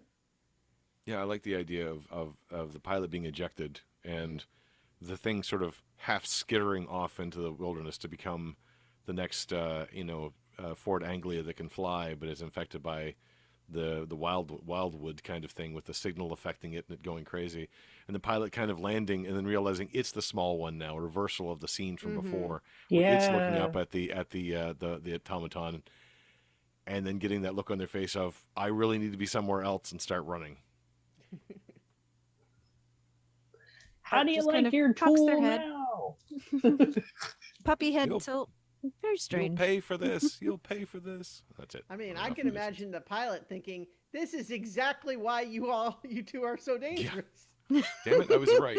It's that you're contagious. Like, we're not tools. You're the tool. Been wanting to say that for 10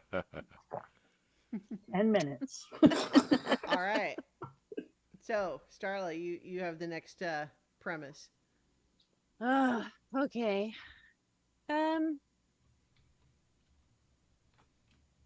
Trying to think of like, okay, so geographically, where would we be at this point? Like, at what point on the mountain are we? Like, I mean, it's a made-up I island. can't- We can do whatever we Yeah. want. But the one thing that I had previously sort of established is that once you get in actual real close proximity with the pillar, it is defended. It's not just out by itself in the middle of nowhere.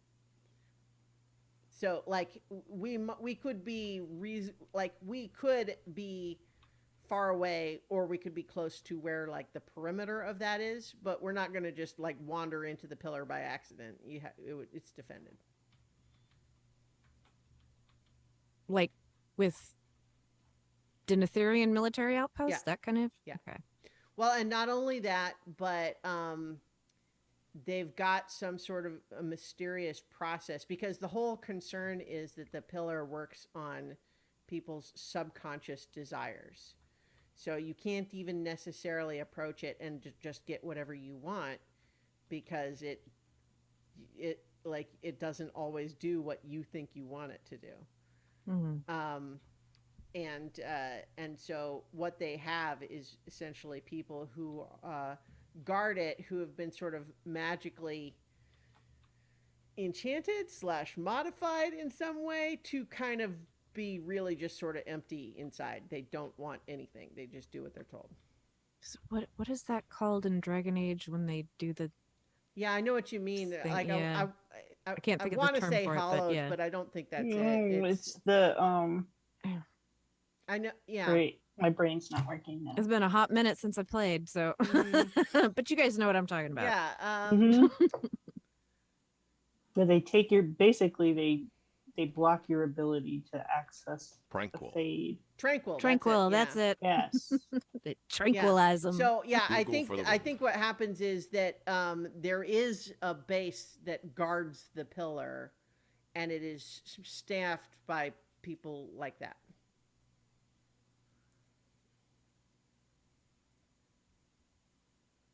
Hmm. Because it's the sort of thing where the people who are in charge in the city kind of simultaneously know that it is not a trivial thing. Even like if you were to try to just actually go there, even going to the thing, it kind of becomes its own ordeal no matter what you are doing. So it's not easy for anyone to go there at all. But they also, no one kind of like trusts each other to be the one to go and try to make some sort of a weird wish or something like that. And so it's almost sort of a truce that all of the people in charge of the city now are kind of mutually agreeing to not go and try to do wishes and that sort of thing that would mess everything up. But it's mostly only just because they can't trust each other. So they're constantly watching each other to make sure no one's trying anything. Okay. So I suppose that after the pilot runs away, Mm-hmm. like very obviously they're likely headed back to, where they came from, base or whatever.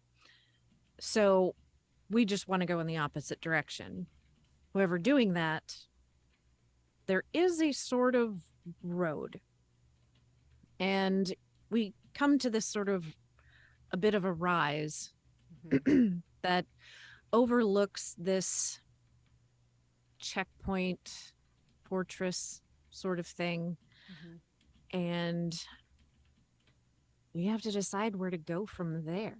So, like, we've got this fortress in our way. That is the general direction that we were going. Mm-hmm. Where do we want to go? Like, this thing is in our way. So this is our obstacle. This Mm-hmm. fortress, this checkpoint. Um, I'm gonna.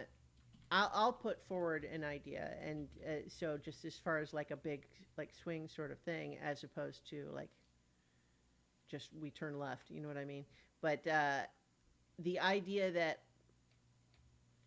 the way we were able to influence the crawler mech may mean like this is an idea ripe for like its time has come.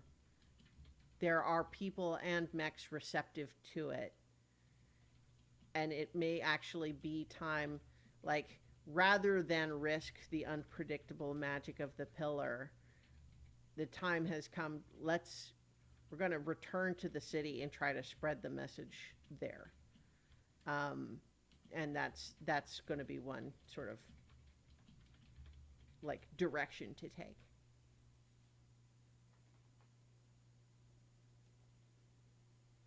So it would be a conscious, we see it, but we're choosing not to pursue that avenue, but rather the hope is we can maybe free everybody if we go back and tell them, rather than trying to use magic to do something.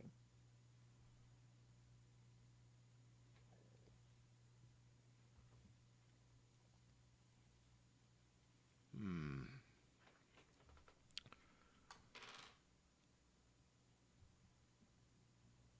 I think the distraction tactics have worked well. Surely they would have seen or heard the crawler come closer and then run away. Mm-hmm. I think that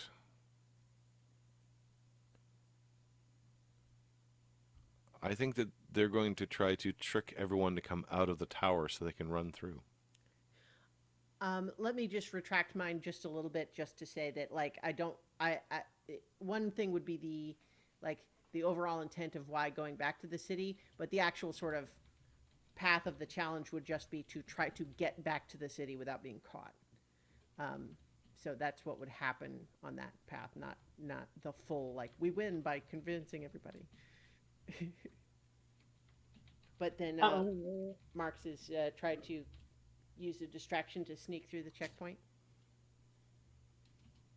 With the intent that they are, I guess, well, I don't want to read too much into it, but the idea is that moving towards the source of the power seems like the best option Mm-hmm.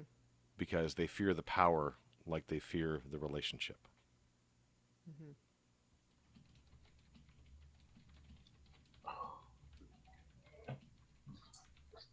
Part of me wants to just barrel through. So Like, no, just no sneaking at all, just frontal no, assault. just charge through Mhm. and take out, if we have to, anyone who chooses to stop us. Mm-hmm.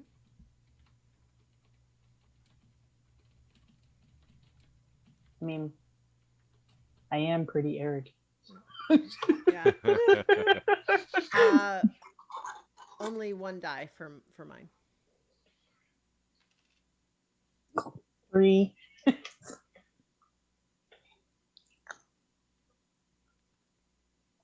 Well, and remember, we don't always have to pick the one that's the least number of dice. It's, it's Mhm. whatever seems like the most interesting, And right? 3 from me. All right.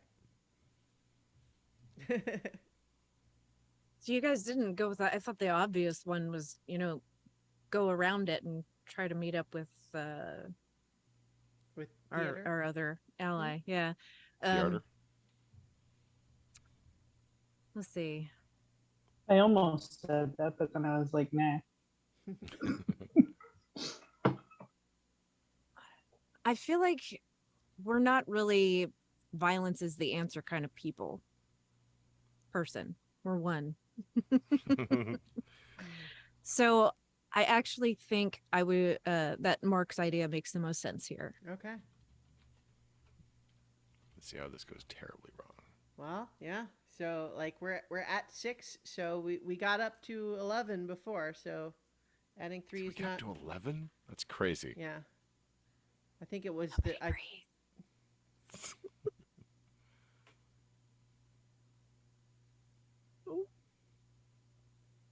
One,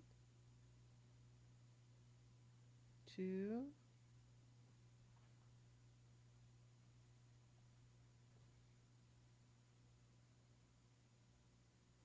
three.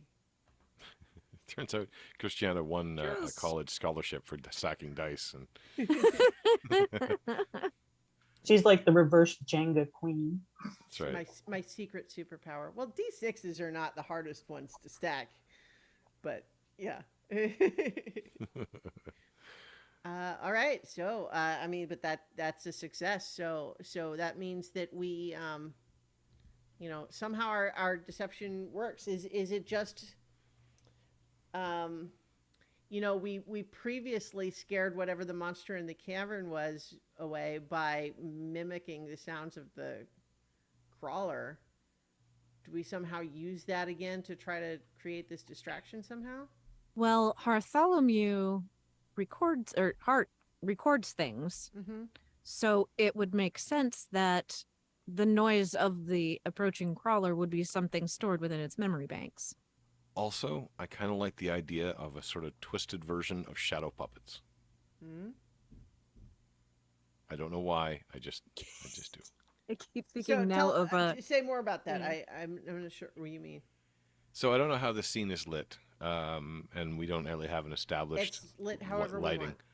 But I kind of like the idea of so that there's this dreamlike energy around, Hmm. and just being able to kind of use that as a sort of light source to project images, but not through painting or anything else, but just sort of through simple manipulation and thought ideas, Hmm. learning to kind of work with the weird stuff that's around and projecting their own fears, Hmm. and using that as a light source to project outwards, if you will, and then kind of projecting onto not the distinct forms of the things they're afraid of, just the shadows of the things they're afraid of, Hmm. and causing them to come out en masse. And of course, Yeah. making the sound of a dust dragon or something.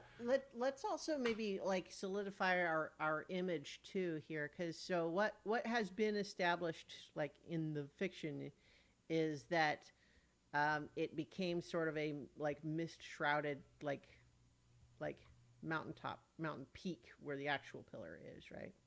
Hmm. But so I would imagine not as big as the Great Wall of China, but similar to that. I think like this sort of perimeter is big around it. Like we're not talking about something the size of a football field. We're talking about something that's miles across, maybe, with this peak in the middle. But do we think that there's got to be like magic defenses up the wazoo and probably automatons too, right? But what about the three dimensionality of it, right? What stops people from just flying over? Is there like some sort of a magical like crisscross of it? I'm just trying to help us like form a Uh, better mental picture of it. Maybe it would be something like the what is it, forbiddance? Is that the spell I'm thinking of? Yeah. Something Could like also that be in like a shield form. could also be kind of Um like the Bermuda Triangle. You fly in and you just end up flying out in a different direction yeah. Yeah. when time has Well, passed. so because I like to think that there's kind of two different phenomena. One is the reality distortion created by the pillar itself once you get in there, which is going to have all manner like we don't even know what's going to be in there, right? Like we will find out, I'm sure.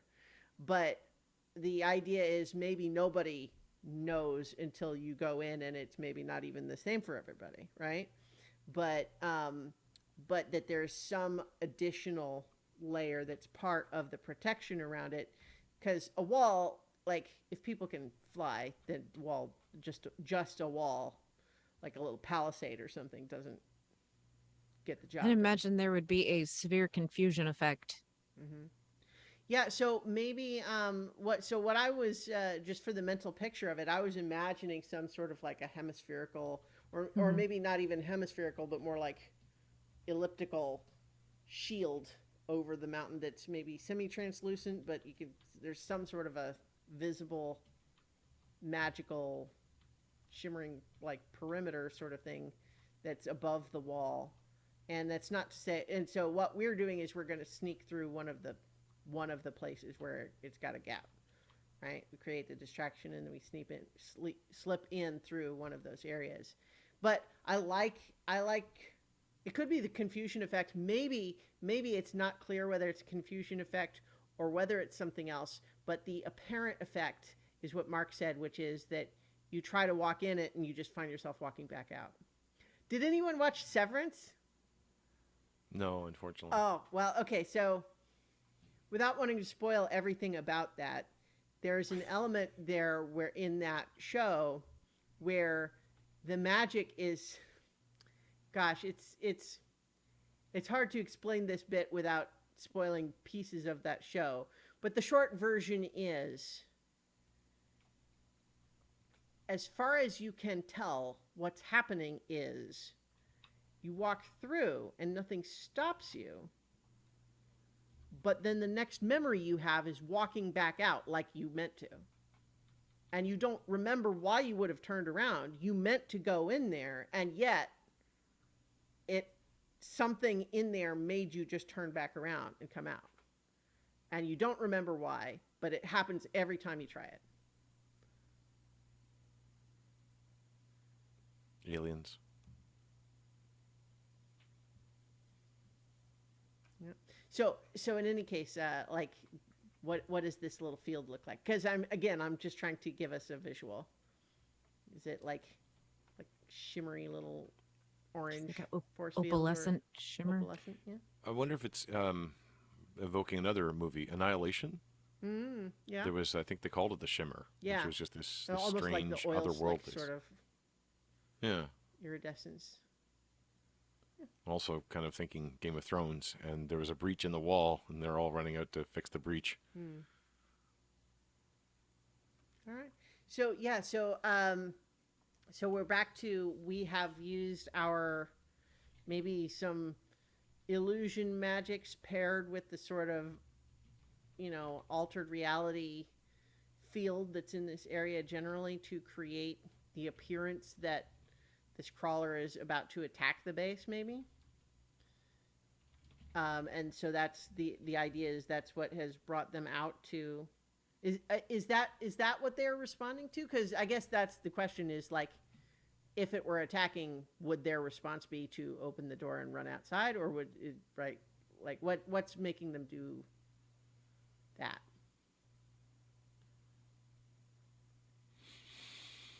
Uh, I mean, because we may be overthinking this. It doesn't necessarily have to be. Well, we kind of said trick the people in the tower to come out, but I mean, it can be whatever we want, so long as, I think the key piece is that we manage to sneak our way inside, right? yeah. What if there's the illusion of someone calling for help? Maybe one of the prominent figures calling for help. I don't know. I do feel like, a giant crawler coming and looking like it's going to attack would draw everybody out. Maybe not even that it's going to attack, just that it's like malfunctioning and not got control of itself for some reason. So they would go out to try to rein it in or fix it. What about this? What about this? You approach, Bartholomew approaches and says, "It's here. That crazed automaton that you might have heard the reports about. It's just over there, running amok." So blame it on the crawler. I thought it was smaller. Shut up, Ed. Could be. It could be. It could be a little bit like a Trojan horse sort of thing. I guess what I'm just trying to think of is like, given the nature of what this place is, and given that even the people in charge of the city have kind of like mutually agreed by treaty that none of them will go here, and no one is supposed to be here unless they're, these made tranquil sorts of people. But it could just be, do we want to think that, so is this sort of like a mundane sort of trick, or do we think there's like actual magic involved?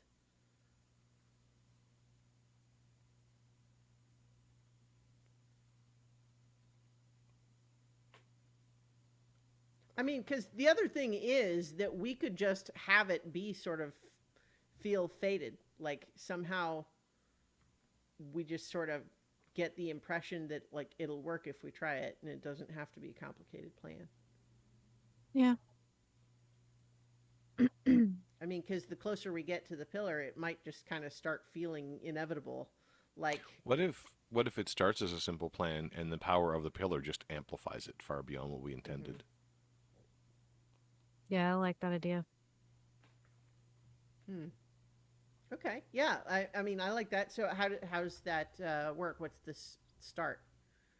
Just if we've got all this fog and mist kind of stuff, maybe within the mist, like as we're thinking about this crawler, like the shadowy form of it actually appears within this mist, coupled with the noises that we're making, and like crazy, whatever, Yeah. and it works.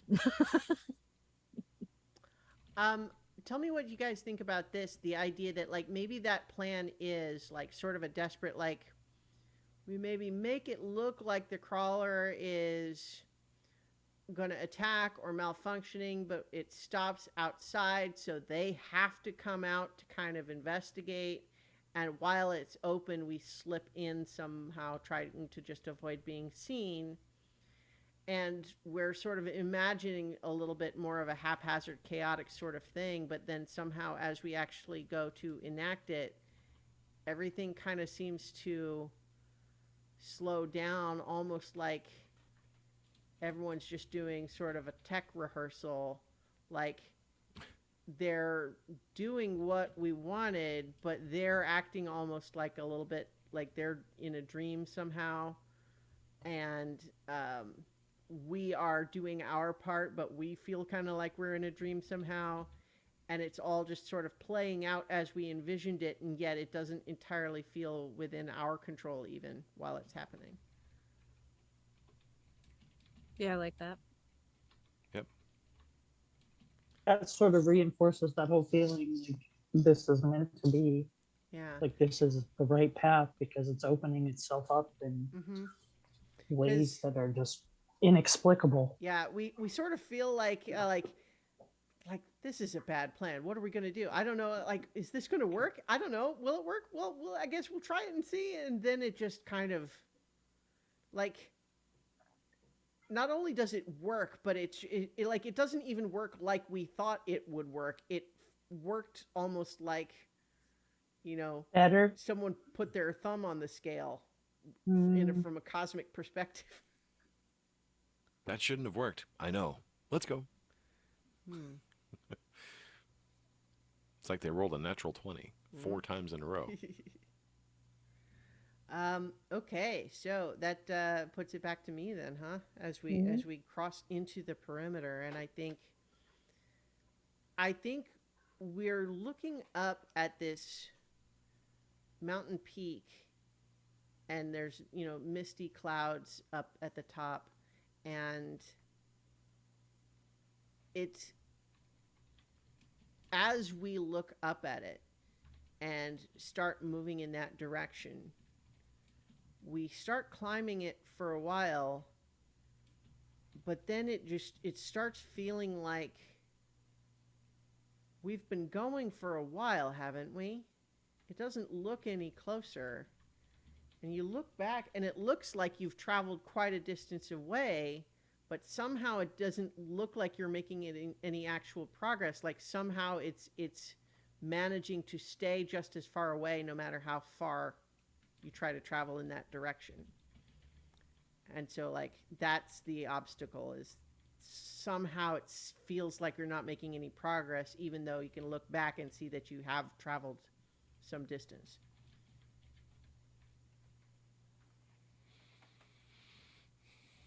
Well, I mean, the obvious choice here is like, the only way out is through. So just to keep going.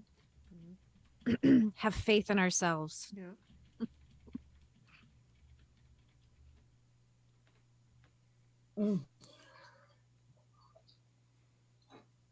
I kind of want to try to go off the path to see if maybe we're missing something, kind of like in the labyrinth when she just kept everything's the same. Yeah. And like, no, totally not. Like maybe there's another way that we're not seeing. Okay.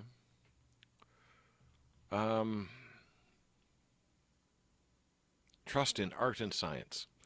So, to keep themselves focused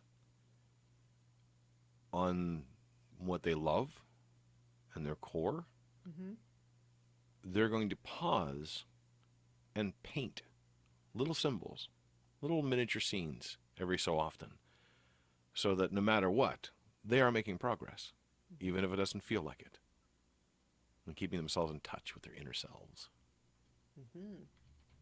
What sort of scenes? I mean, I guess we'll flesh that out if we choose that, right? Yeah, So, you don't know yet. Yeah, go ahead and everyone roll your die.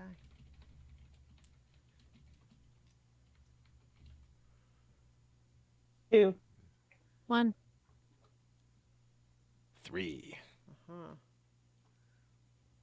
Gosh.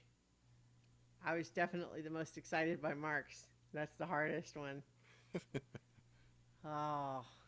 It's even I more kinda like tragic if it Jenny's. fails. Hmm? Yeah. Yeah.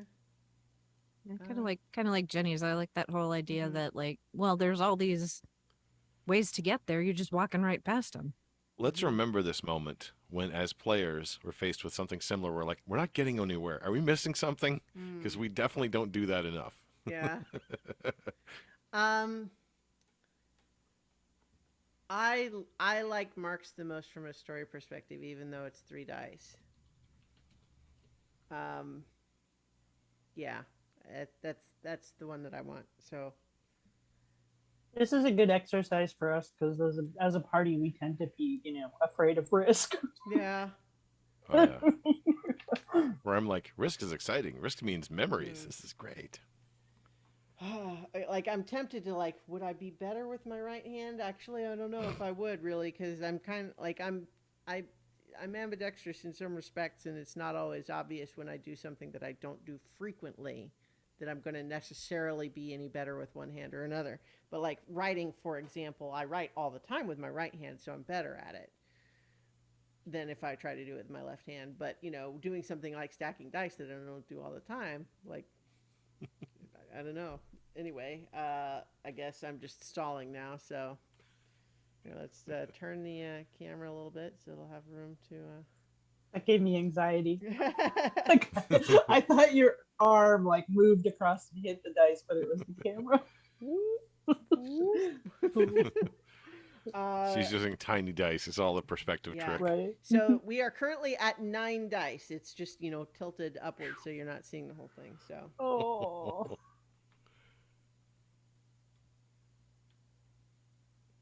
We did 10. one. Yeah. It's really not actually that wobbly, but we'll see. Oh, You'd that's say good. that. I feel like my chair is wobbling.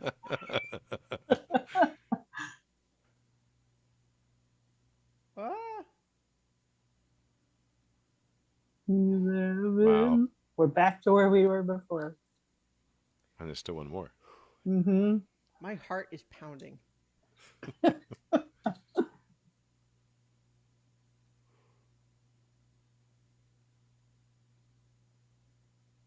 Oh my word. Wow. Good job.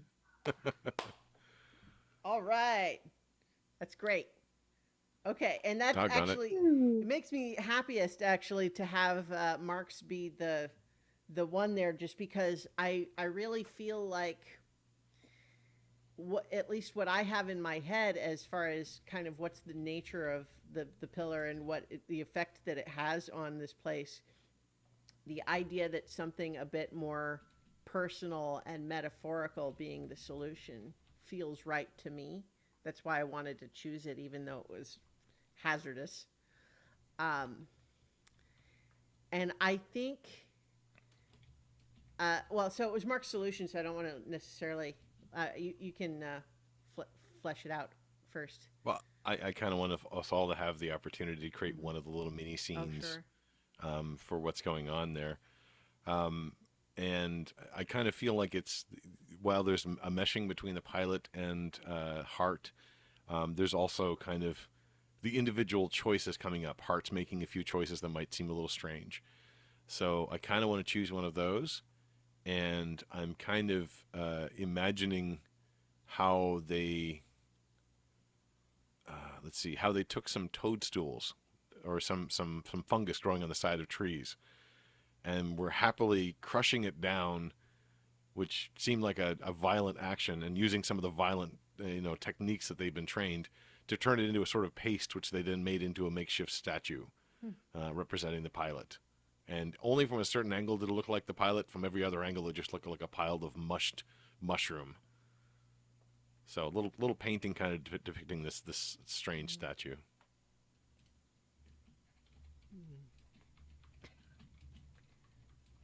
I think at one point we have to do a very small, tiny carving, like in a pebble, That's a replica of the giant one we did of the dragon.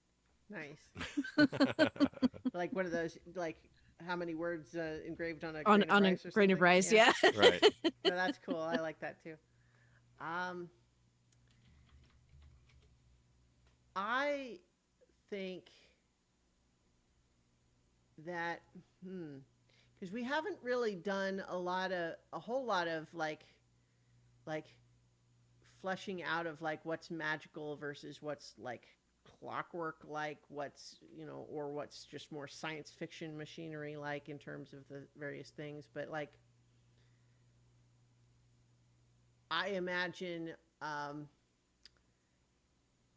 oh, you know what it is? It's an engraved, it's a 3D sculpture that when viewed from the right angle is that optical illusion of the never ending staircase.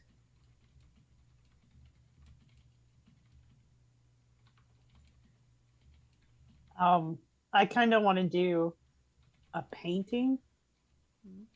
that is like sort of like Inception, where it's like with the crawler looking down at us, and then the us looking down at the pilot. Just Mhm. kind of have it like keep going, where it's just something looking down, like maybe have the pilot then looking down at like you know a little animal, and then have Mhm. that animal looking down at like an ant. Just have them keep getting smaller and smaller to show that you know it's all alive. Mhm. Man, I'm just realizing how fraught it is to feel like we're getting so close to the possible like end, and yet our tower is so tall right now. Hmm. It feels symbolic and important and terrifying. um, Yeah. I mean, part of why I picked this and sort of what I had in my head was the idea that you're not stopping the forward progress, but you're changing the focus. And now the focus is when you're going up for a while, what you're actually doing is you're thinking about what's the next thing you're going to make. And then you focus on making that. And then you're walking for a while to get to a new spot so that you can make another new thing, and you're thinking about what that's going to be. And the focus is on that, not the idea of how long is it going to take till we get to the top. Because I know in my own experience doing a little bit of like hiking through mountains, it is frequently true that you look up at something that seems like the top, and then when you get there, it's not even close. Because it's just a little bit of a ridge or something, you just couldn't see past it before. But the idea that in taking the conscious focus off of the destination and making it about the next step, um, you find eventually that something else happens, and I won't say what it is because I'll let Jenny's premise be it. But the basic idea is you're just doing the arts for a while until something changes. I feel like because of the art, we almost forgot where we were going, what we were doing. Mm-hmm. We got distracted. And as we finish up the final piece of art that we were going to create, you actually can see the pillar Mm-hmm. closer than you can imagine, and it sends out a strange like signal that causes a vibration that both of us can feel, and it kind of gives us a little pause. And I think that it could potentially cause heart to have some malfunctioning issues, that Mm-hmm. things aren't moving the way they should. So how would they block the signal, or you know Mm-hmm. stop that effect so that they can continue forward? What that makes me think of is Contact, Mm. and specifically the bit about how if everyone's seen that movie, they get these instructions for how to build this machine that's like a spaceship, sort of, um, from this alien signal. But one of the things that they do when building it is the engineers insist on putting in a chair for the pilot to sit in. And then when it's in progress and it's running, everything is vibrating and shaking like crazy, and it seems really unsustainable. And what eventually happens is that she unbuckles herself from the chair, and then shortly thereafter, like the chair just like flings itself against one side, and then everything's stable. And it's this realization: it was the chair. Mm-hmm. It was not having faith in the actual instructions and assuming that you knew better and you needed to put in your chair to be careful, that was making it unstable. Um, but in this context, it's so I like, how does that apply? That's just like what comes to mind, right? So so this vibration feels like, if maybe not bad, but like scary, like we don't understand it, and like, is this okay? Well, and I think maybe the other thing that's got to be on our minds is that like this recognition that this is a power beyond comprehension, right? Like, the idea of even asking the question of, is this good power? Is it bad power? Is there evil or positive or negative, or do any of those words even make any sense when applied to this thing, right? So like, a lot of that's got to be coming down to. So I think what my suggestion is going to be is reflecting back on that figure that asked us the question, and not necessarily thinking they were right in declaring our previous one to selfishness, but deciding to take a moment to just sort of meditate on that question, not approach any closer for the moment, and to just stay and think about, what is it that we want? Why did we come here? What were we hoping for? Did we come here just by accident, or is it something more? And so the idea of just not proceeding any further and taking time to think about that. So I actually thought Christiana was going somewhere else with it, Yeah, because sorry, I kind of took a long time to wind up to that, but I started thinking about like our last like D&D session, Mhm. where Lynn, if she just like let the shiver pass over her and just leaned into it, she was fine. She just let it happen. So that would be my suggestion. Just lean into it and follow it where it goes. Mhm.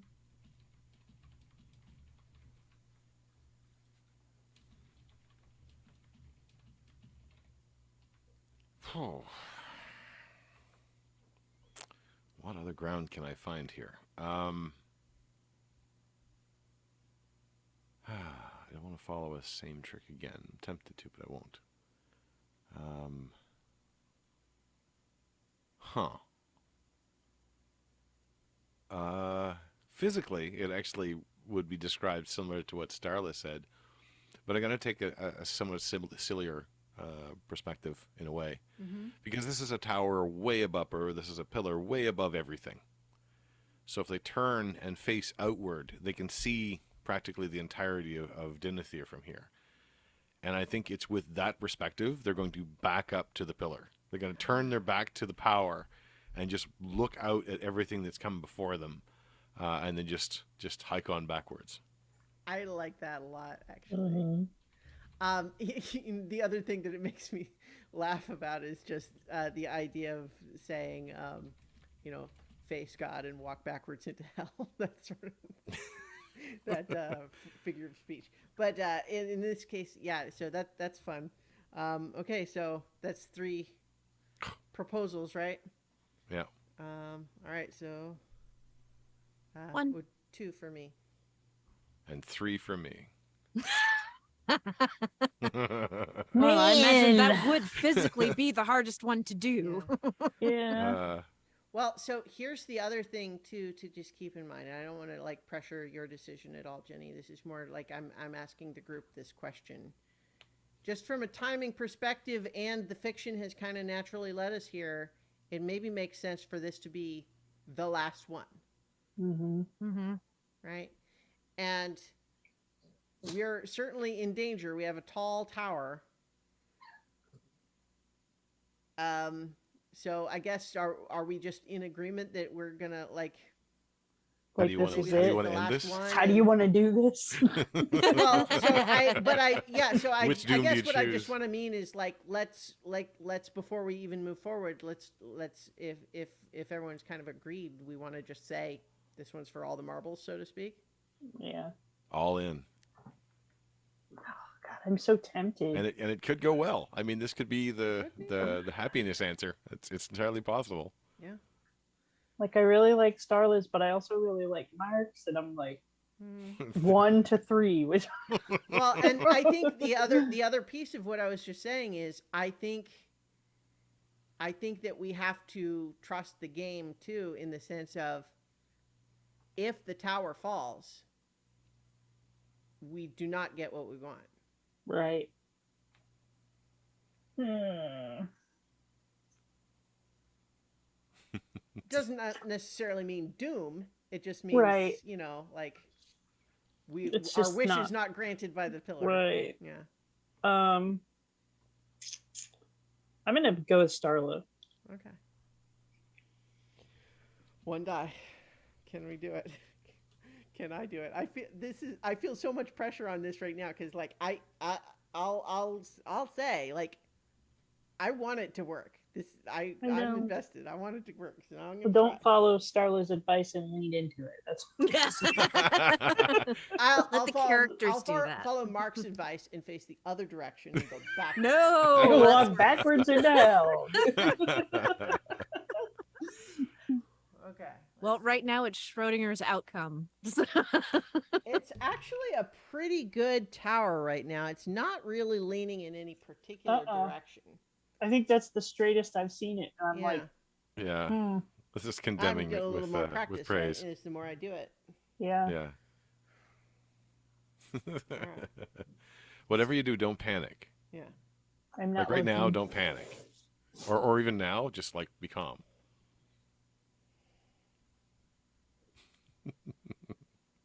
She's just messing with us. Yes. Lean into it. Oh, Wouldn't happen if you chosen mine. 1, 2, 3, 4, 5, 6, 7, It'd 8, be 9, 10, 11, 13. 12. 13 dice. Look at that. Oh God. holy crap. That scared the crap out of me all over. That camera moving just gets me every single time. I'm like, Yeah. it's the end.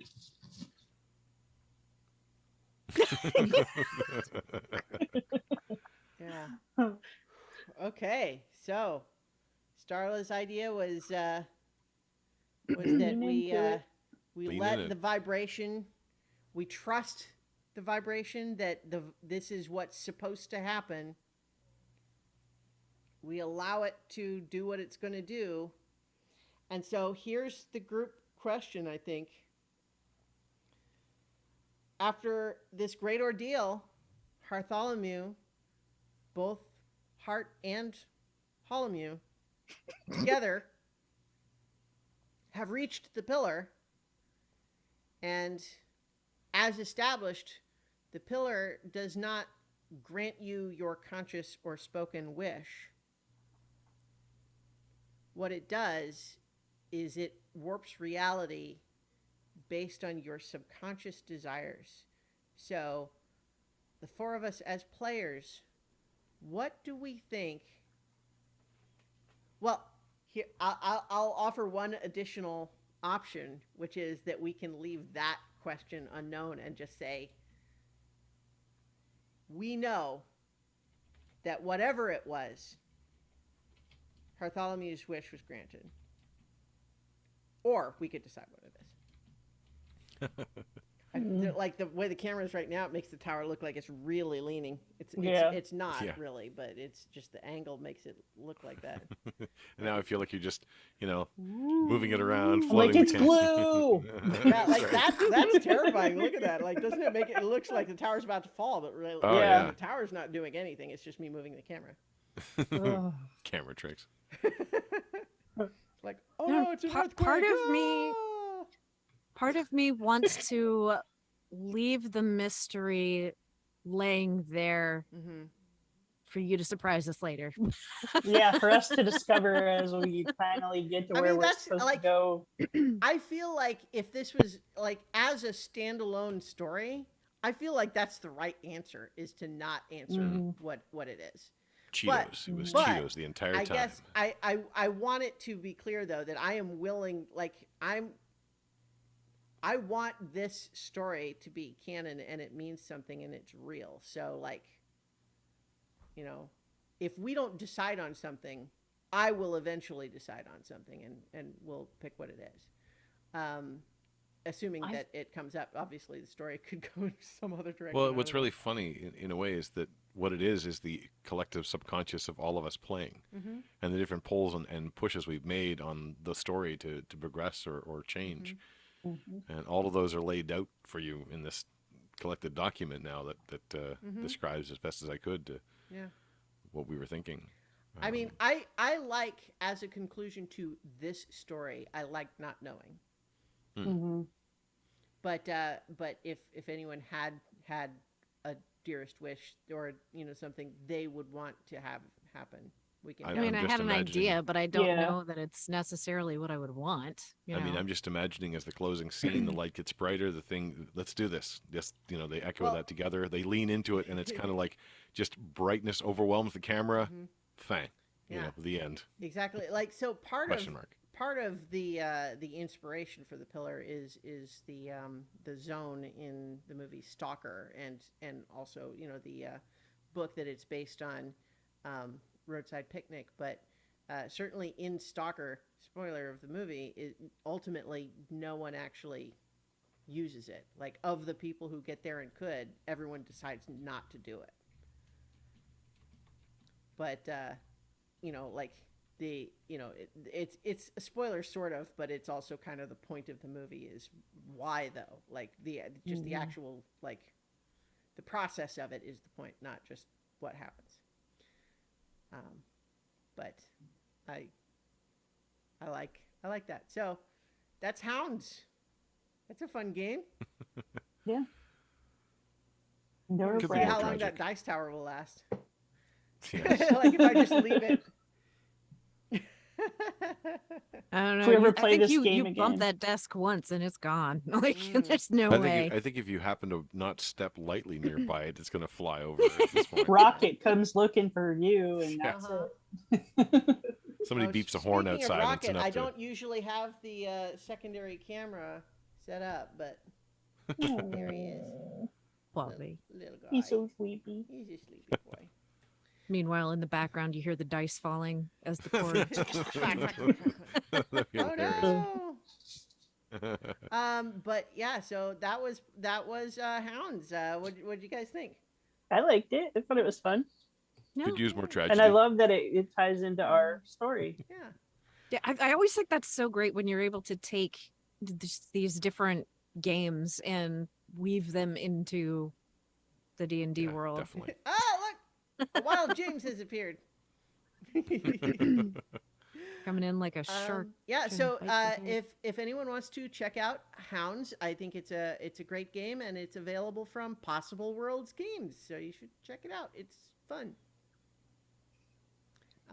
But in the meantime, then I think we'll leave it here. And the plan, obviously plans can change, but the plan is we will return to the.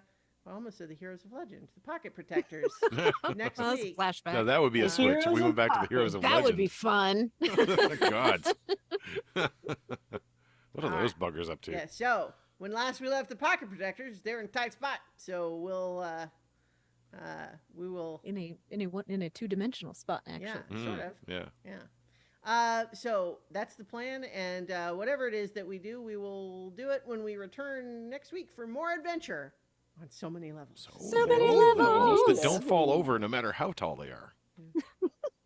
Boy, that just the camera angle really makes it look like it's leaning, doesn't it? It does. Yeah, Yeah. but like it's That was And how there's it a was when we were at 11, and I was like, but Oh, it's yeah, the yeah. camera angle. it's leaning a little bit. Like that angle is about what it looks like to my eye when I look at it straight on. So That looks Ugh. impossible. well, and again, it's like you're not even seeing the bottom couple of layers. Yeah. Yeah. I mean, it's like our story was meant to be. Yeah. It Yeah. wanted yeah. that We did ending. it. All right. Good night, everybody.